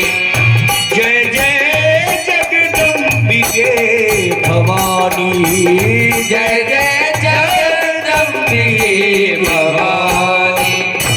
महाराज जब मैया पार्वती ने कहा कि जन्म कोटि लगी रगरी हमारी, बरम संभुनत रहूं कुंवारी। ऋषि जब तक ये पार्वती तपस्या करना पड़ेगा करेगी, मैं ये जीवन शंभु को, शिव को, भगवान शंकर को समर्पित कर चुकी हूँ महाराज। परम संभुनत रहूं कुमारी, अगर विवाह करूंगी तो शिव से ही करूंगी, वरना पूरा जीवन कुमारी ही बिताऊंगी। और माता जी ने कहा कि आपकी बात नहीं, अगर स्वयं भगवान शिव भी आके कहें 100 बार कि मैं आपसे विवाह नहीं करूंगा, तब भी ये तपस्या बंद होने वाली नहीं है। आप कहें 7 बार महेश, सैकड़ों बार अगर भगवान शिव भी उपस्थित होकर कह दें कि पार्वती मैं तुझे स्वीकार नहीं करूंगा, तब भी ये पार्वती अब ये तपस्या छोड़ने वाली नहीं। जब इस प्रकार के दृढ़ निश्चय को सप्तऋषियों ने देखा तो सप्तऋषि तो पहले से ही जानते थे कि आदि शक्ति जगदम्बा हैं, सदा सदा भगवान शिव की अर्धांगिनी है महाराज। सप्तऋषियों ने भी प्रणाम किया। देखी प्रेम बोले मुनि ज्ञानी, देखी प्रेम बोले मुनि ज्ञानी।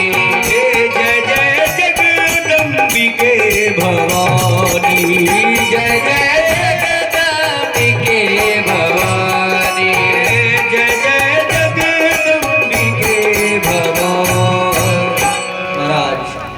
सप्तऋषियों ने देवी आपकी जय हो जय हो जय हो, जगत की माता भवानी आपकी जय हो निवेदन किया और कहा, तुम माया भगवान शिव, सकल जगत पितु मात। हे देवी, आप तो सदा सदा भगवान शिव की माया रही हैं और आप ही तो जगत के माता पिता हैं। नाई चरण सिर मुनि चले, पुनि पुनि हर सतगात, पुनि पुनि हर सतगात। माता जी के चरणों में निवेदन करके सप्तऋषि भगवान शिव के पास आते हैं महाराज, और भगवान को सुनाया है। मैया पार्वती का स्नेह, निश्चय, दृढ़ विश्वास अडिग है महाराज, हिलने वाला नहीं है। शंकर जी प्रसन्न हुए और इधर उसी समय तारकासुर नाम का एक राक्षस अपना विशाल साम्राज्य स्थापित कर लिया था, देवताओं को प्रताड़ित करता था। ब्रह्मा, विष्णु, अग्नि देवता, वरुण देवता, इंद्र देवता सब त्राहि त्राहि करते थे। तारकासुर को वरदान था कि जब तक भगवान शिव के द्वारा पुत्र उत्पन्न नहीं होगा तब तक तुम्हारा वध नहीं होगा। इधर भगवान शिव समाधि में लीन हो गए और तारकासुर अपना साम्राज्य बढ़ाता गया। देवताओं के अंदर एक डर की भावना पैदा हो गई। सब देवता डरते थे तारकासुर से महाराज। तारकासुर जिधर जाता उधर अपना साम्राज्य बना लेता, उधर देवताओं को प्रताड़ित करता था और सब देवता दूर से ही भागते थे। यह समस्या जब देखा ब्रह्मा जी ने पूरे देवताओं के साथ बैठक किया और ब्रह्मा जी ने कहा कि भगवान शिव समाधि में लीन है, भगवान शिव को समाधि से बाहर लाएगा कौन? प्यारे, प्रसंग लंबा हो रहा है, शिव का विवाह कराना है। जैसे ही भगवान शिव के समाधि की खबर मिली, आज ब्रह्मा जी ने कामदेव को बुलाया। कामदेव कहता है कि समाधि से बाहर लाना किसको है? देवताओं ने कहा शंकर जी समाधि में लीन हो गए हैं। महाराज, कामदेव समझ गया कि शंकर जी को भगवान राम के जप करने की समाधि से बाहर लाने में मेरी मृत्यु तय है। भगवान शंकर कहते हैं जो मुझे प्रभु नाम के स्मरण से दूर रखना चाहता है मैं उसे जीने की अनुमति नहीं देता। और राम जी भी कहते हैं शंकर विमुख भगत चह मोरी, सो नारकी मंद मति थोरी। भगवान शिव के बिना राम की पूजा नहीं शुरुआत करना चाहिए और राम जी की भी पूजा बिना शिव के नहीं करना चाहिए। प्यारे, सबसे बढ़िया फार्मूला बता दूं कि अगर कभी भी भगवान शिव को प्रसन्न करना हो तो राम राम जपना, और राम जी को प्रसन्न करना हो तो शिव का नाम जपना। एक दूसरे के आराध्य हैं।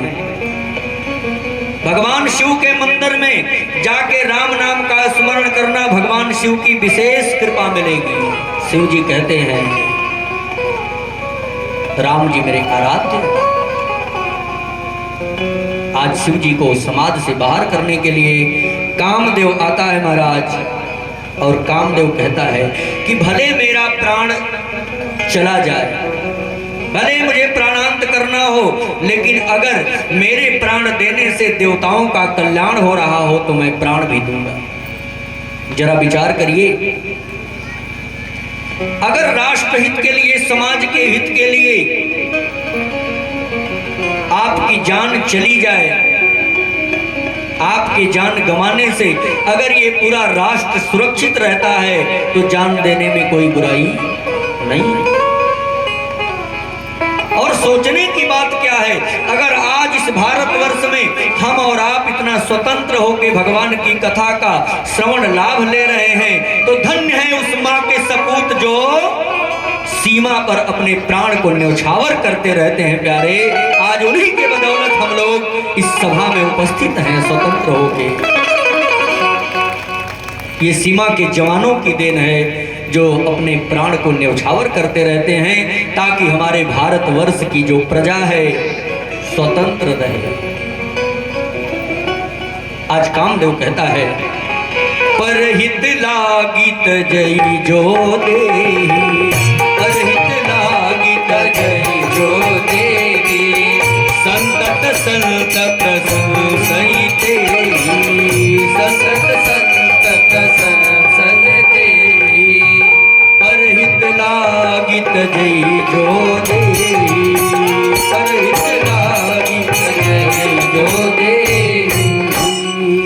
प्यारे, कामदेव कहते हैं कि परहित लाग तजई जो देही, संतत संत प्रशंसई तेहि। जो राष्ट्र के हित के लिए, जो संतों के हित के लिए प्राण न्यौछावर करते हैं, उन्हीं के तो समाज में प्रशंसा होगी। और इस भावना से तब आपन प्रभाव विस्तार। कामदेव ने अपने प्रभाव को बढ़ाया है। तुलसीदास जी लिखते हैं, जे सजीव जग अचर चर नारी पुरुष असनाम, ते निज निज मर्याद तज भय सकल बस काम। महाराज श्री रामचरितमानस में वर्णन आता है कि जिस समय कामदेव भगवान शिव के समाधि को भंग करने के लिए अपना प्रभाव इस संसार में कुछ क्षण के लिए बढ़ा दिया था, उस समय हुआ क्या, स्त्री स्त्री भूल गई, पुरुष पुरुष भूल गया। एक पुरुष दूसरे पुरुष से आलिंगन करने लगा, एक स्त्री दूसरे स्त्री से आलिंगन करने लगी। महाराज, एक पेड़ दूसरे पेड़ से मिलने लगे, एक नदियां दूसरे नदियों से मिलने लगी, एक पक्षी दूसरे पक्षी से मिलने लगा। पूरे सृष्टि में काम वासना जागृत हो गई। कामदेव का प्रभाव था। कामदेव ने पूरे सृष्टि में अपना ऐसा वातावरण बनाया कि ऋषि तपस्वी जो जन्म जन्मांतर से तपस्या में लीन थे, वो भी दौड़ने लगे विवाह करने के लिए। ऐसा भयावह दृश्य आ गया। और जब ऐसा दृश्य आने के बाद भी भगवान शिव की समाधि नहीं टूटी, शंकर जी के ऊपर कोई प्रभाव नहीं पड़ा, तो कामदेव ने कहा कि कोई बात नहीं है, अब तो एक ही अस्त्र बचा है जो भगवान शिव के ऊपर बाण चलाना पड़ेगा। कामदेव ने एक बाण चलाया, शिव जी के हृदय में लगा, समाधि भंग हो गई। शिव जी ने अपने नेत्र को खोला और कामदेव सामने एक आम के पेड़ पर बैठा था। जैसे ही नजर शिव जी की पड़ी, कामदेव जल के भस्म हो गया। महाराज, कामदेव जल गया। लेकिन कामदेव जाते जाते कहता है कि इस कामदेव का जीवन धन्य है कि मेरे मरने से देवताओं का कल्याण होने जा रहा है। शिव जी समाधि से बाहर आ गए हैं, माता पार्वती को पत्नी के रूप में स्वीकार करेंगे। उस पत्नी और पति के सामंजस्य से कार्तिकेय भगवान का जन्म होगा, जिसके द्वारा इस तारकासुर का वध होगा। इस विचार से कामदेव अपने शरीर को नष्ट कर लिया। कामदेव के शरीर को नष्ट होते ही कामदेव की पत्नी दौड़ी दौड़ी आई शिव जी के पास, रोने लगी, प्रभु अब ये रति किसके बदौलत अपना जीवन यापन करेगी? मेरे पति ही तो मेरे सहारा थे। शंकर जी ने कहा, रति तू चिंता मत कर, आज तेरा जो पति कामदेव है ना, वो नष्ट भले हो गया है, लेकिन आज से वो बिना शरीर के ही व्याप्त रहेगा, सबके अंदर व्याप्त रहेगा। रति ने कहा, प्रभु मुझे शरीर के रूप में मेरे पति कब मिलेंगे? तो शिव जी ने कहा, जब जदुवंश कृष्ण अवतारा, जब जदुवंश कृष्ण अवतारा, जब जदुवंश कृष्ण अवतारा, जब जदुवंश कृष्ण अवतारा, होई हरि हरन महामहि भारा, होई हरि हरन महामहि भारा, कृष्ण तने होई पति तोरा, बचन अन्यथा होई न मोरा, बचन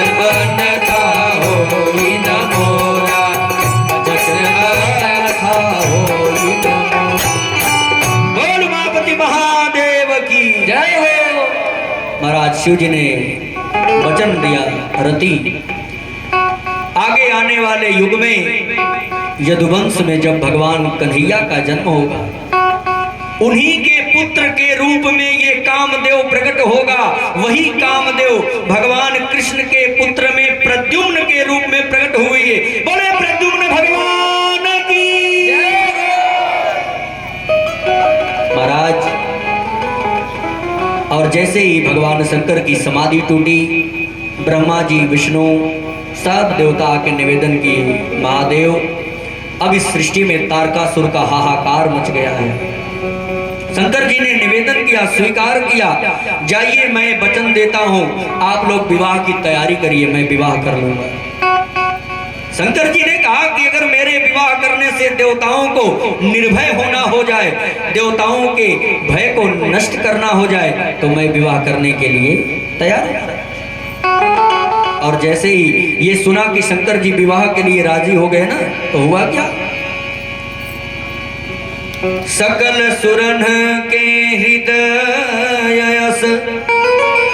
शंकर परम उछाहु, निज नैनन देखा चाहि, नाथ तुम्हार विवाह। महाराज भगवान शिव से निवेदन किया कि हम आपके विवाह को अपने आंखों से देखना चाहते हैं। और इधर शंकर जी ने स्वीकार कर लिया। विवाह की पत्रिका तैयार की गई। राजा हिमांचल के यहां से एक निमंत्रण पत्र ब्रह्मा जी के पास आया। ब्रह्मा जी ने जैसे ही वो पत्र देखा ना, सब देवताओं में आनंद का वातावरण छा गया। जय हो, भगवान शिव का विवाह फिक्स हो गया, तय हो गया। शंकर जी का विवाह तय हो गया है। अच्छा जरा विचार करिए, इस संसार में अगर किसी लड़के या लड़की का विवाह तय होता है तो परिवार को, गांव को कितनी खुशी होती है। और अगर महादेव का विवाह तय हो गया हो तो देवताओं में कितना आनंद रहा होगा। देवता प्रसन्न हो गए और कहे क्या, सब शंकर जी के ऊपर आकाश से पुष्प बरसाने लगे, देवताओं के ऊपर पुष्प गिरने लगे और मानो कि अभी विवाह होने लगा। इतना खुशियां हो गई महाराज, खुशियों का वातावरण बन गया, जैसे मानो आज ही शंकर जी की शादी होने लगी। अभी तो सिर्फ निमंत्रण आया था। देवताओं ने किया क्या, सुमन वृष्टि नभ बाजन बाजे, सुमन वृष्टि नभ बाजन बाजे, मंगल कलश दसहु दिशि साजे, मंगल कलश दसहु दिशि साजे, सुमन वृष्टि नभ बाजन बाजे, सुमन वृष्टि नभ बाजन बाजे, मंगल कलश दसहु दिशि साजे, मंगल कलश दसहु दिशि साजे, मंगल कलश दसहु दिशि साजे, मंगल कलश दसहु दिशि साजे। महाराज जैसे ही सुना देवताओं ने, सुमन वृष्टि नभ बाजन बाजे, पुष्प की वर्षा होने लगी, अनेक प्रकार के वाद्य यंत्र बजने लगे और मंगल कलश सज गए। दसों दिशाओं में भगवान शिव का विवाह होने लगा। और जैसे ही ये बात सबको पता चली कि शंकर जी का विवाह होने जा रहा है ना महाराज, तो एक बात ध्यान देना, विवाह में दूल्हे से ज्यादा पावर में बाराती रहते हैं। दूल्हे का कपड़ा विवाह के दिन बन सकता है, लेकिन बारातियों का 4 दिन पहले से तैयारी शुरू हो जाती है। आज शंकर जी के विवाह की खबर सुन के देवता शंकर जी से विचार विमर्श नहीं कर रहे। सबको जैसे ही पता चल गया तो हुआ क्या, लगे संवारन सकल सुर, वाहन विविध विमान, हो ही सगुन मंगल सुभद, करही अपछरा गान। देवता लोग अपने अपने सवारी को भैया संवारने लगे, धुलने लगे, सजाने लगे। विष्णु जी महाराज गरुड़ के सफाई में लग गए। आज इधर सब देवता अपने अपने वाहन को सजा रहे हैं। इंद्र जी अपने ऐरावत हाथी को सजा रहे हैं। सूर्य देव अपने 10 रथों पर आरूढ़ घोड़ों को सजा रहे हैं। देवता अपने अपने रथ को संवारने लगे। लेकिन कोई शंकर जी से नहीं पूछ रहा है कि आप कैसे जाएंगे। इधर जब देवताओं की तैयारी देखा है शिव जी के गणों ने महाराज, शिव जी का गण दौड़ा दौड़ा आता है। बाबा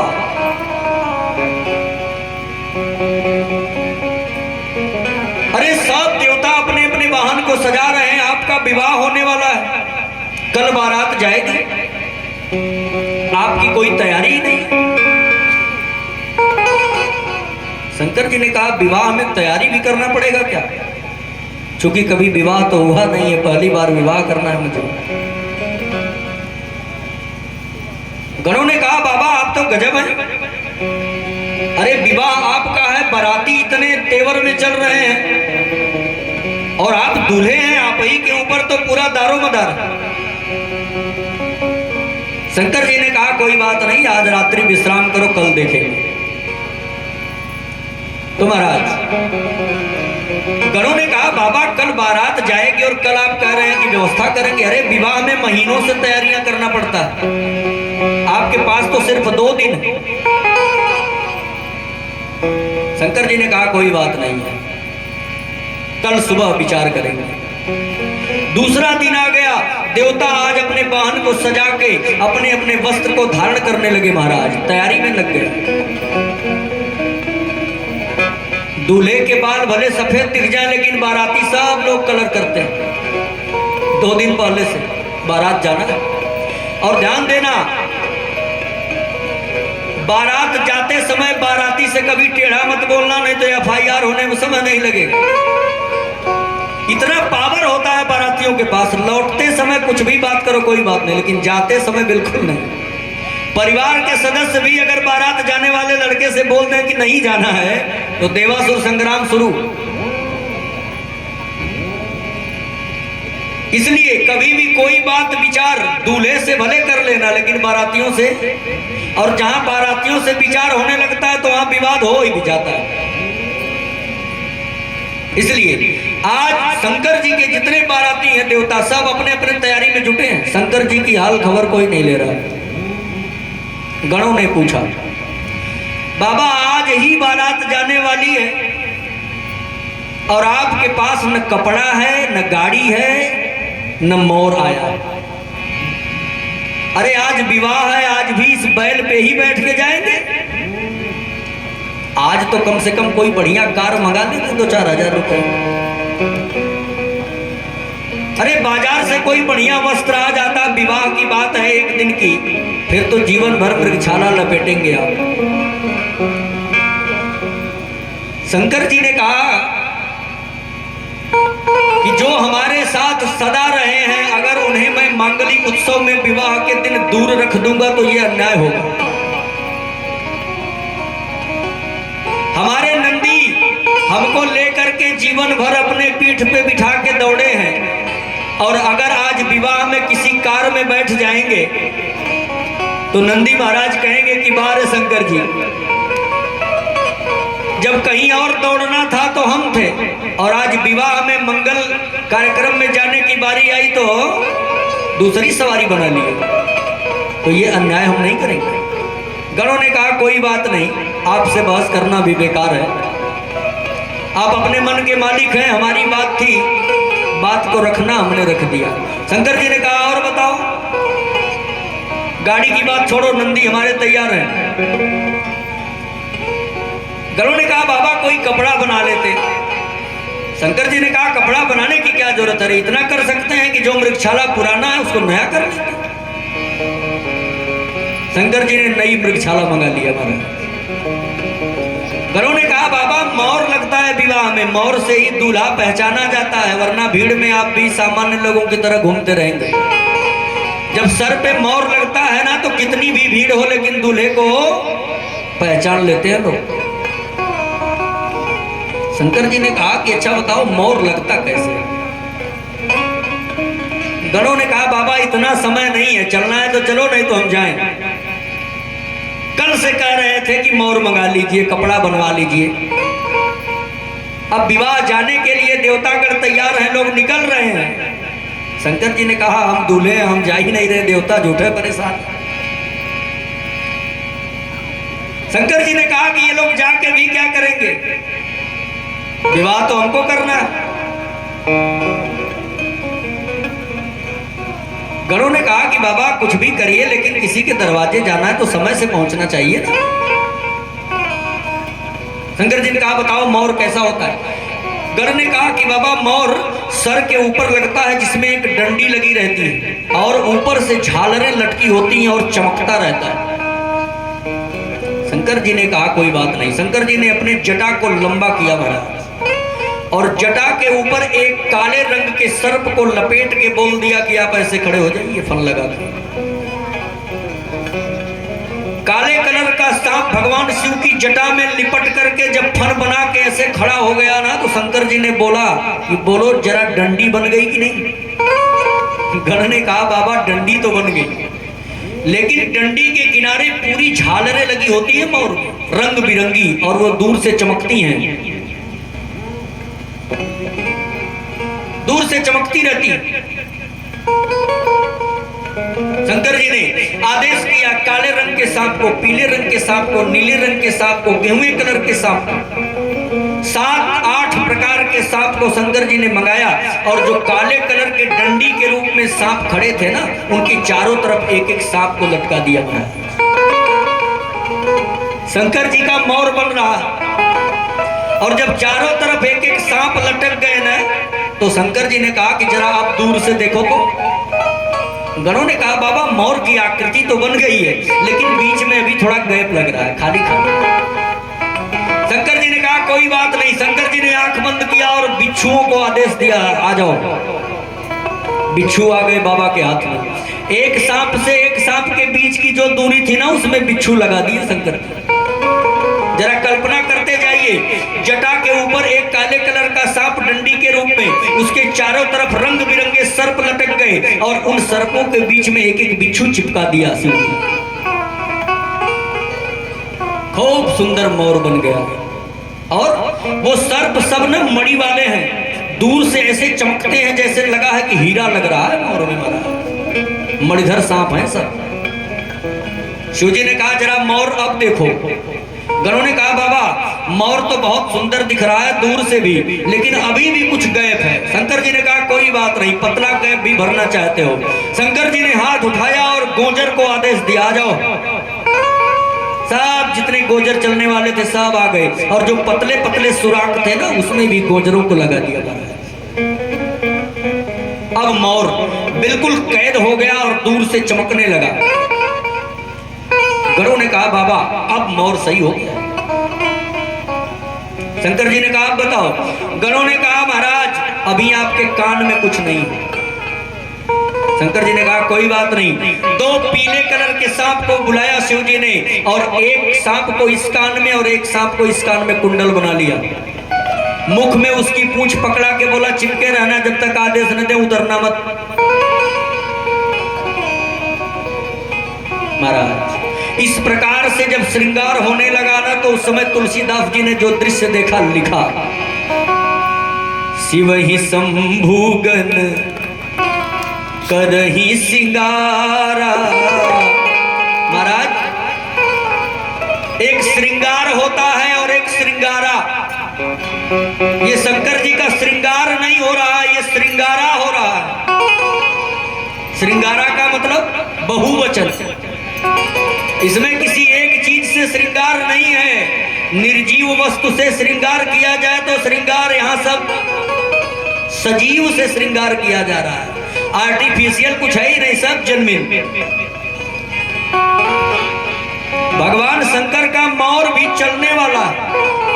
इसलिए तुलसीदास जी ने लिखा कि शिव जी आपकी महिमा अपार है, श्रृंगार तो हम उसे कहेंगे जिसमें नकली सामानें लगती हैं, ये तो सब असली लग रहा है। तो तुलसीदास जी ने लिखा, शिव ही शंभुगन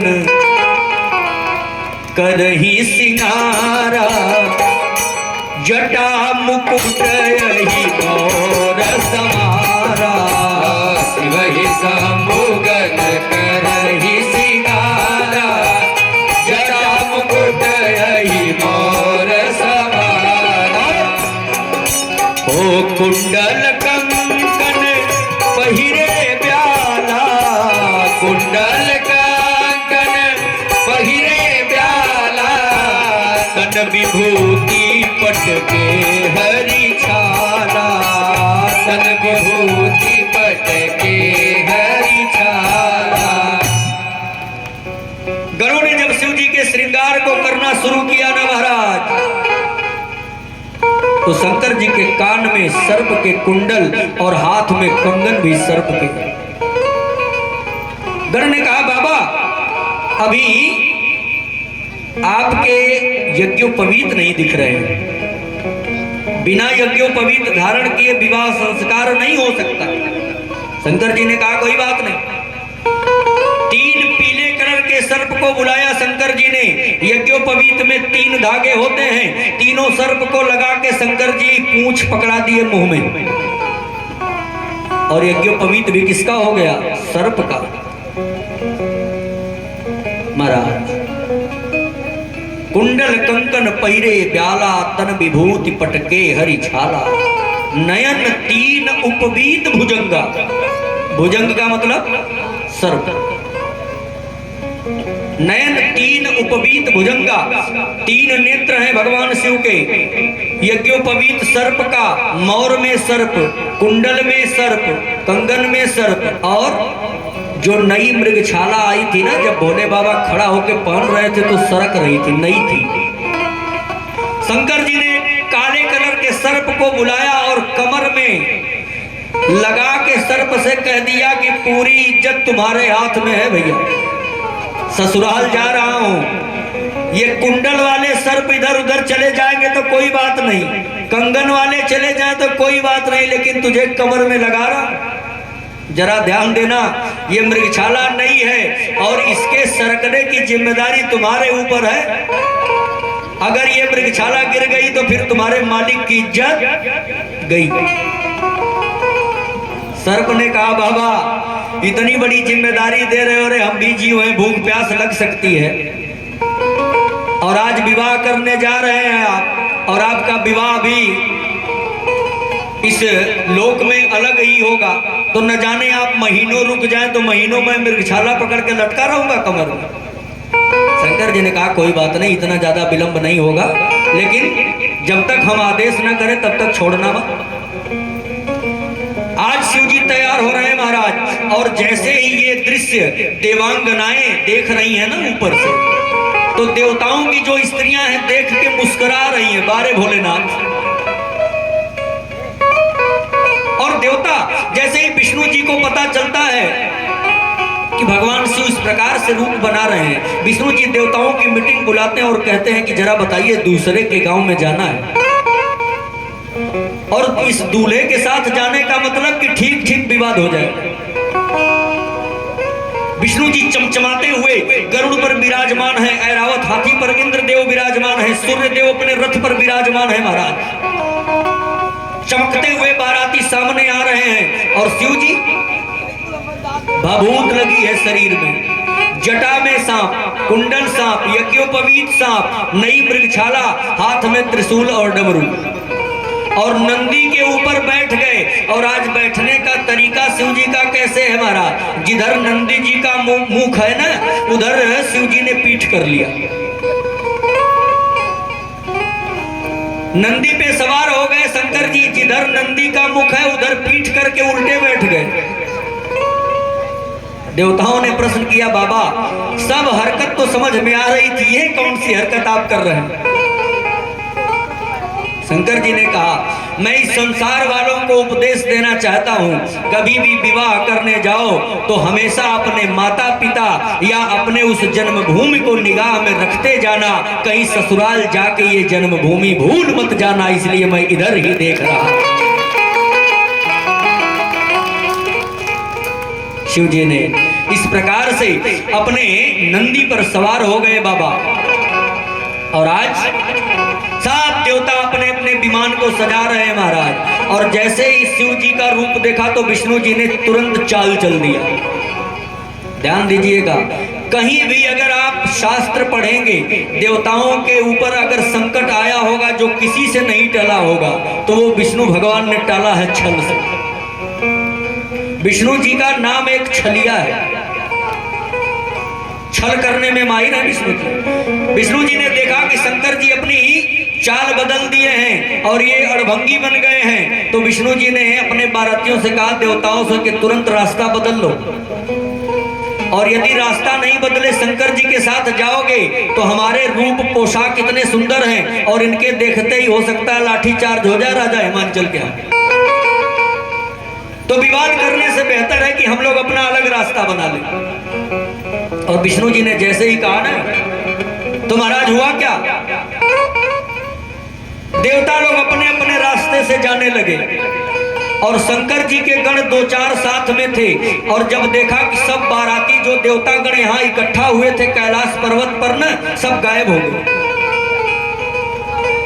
और सब गायब होके जब ऊपर चले गए और ऊपर से जब आगे बढ़ने लगे, तो देवताओं की जो स्त्रियां थी ना, शिव जी का रूप देख के हंस रही थी।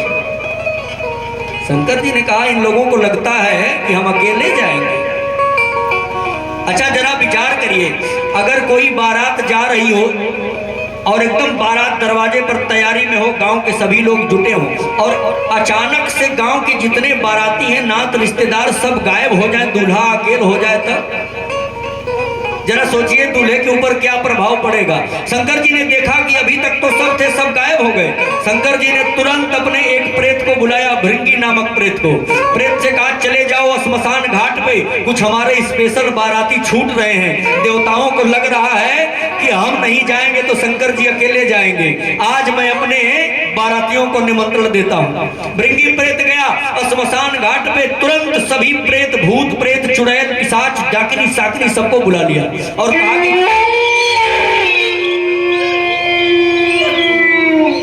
डाकिनी साकिनी प्रेत पिशाच सब प्रकट हुए महाराज। और भृंगी प्रेत ने कहा, सब इकट्ठे हो जाओ, सब इकट्ठे हो जाओ महाराज। चलना कहाँ है? चलना है, आज मालिक का विवाह है, मालिक का विवाह है।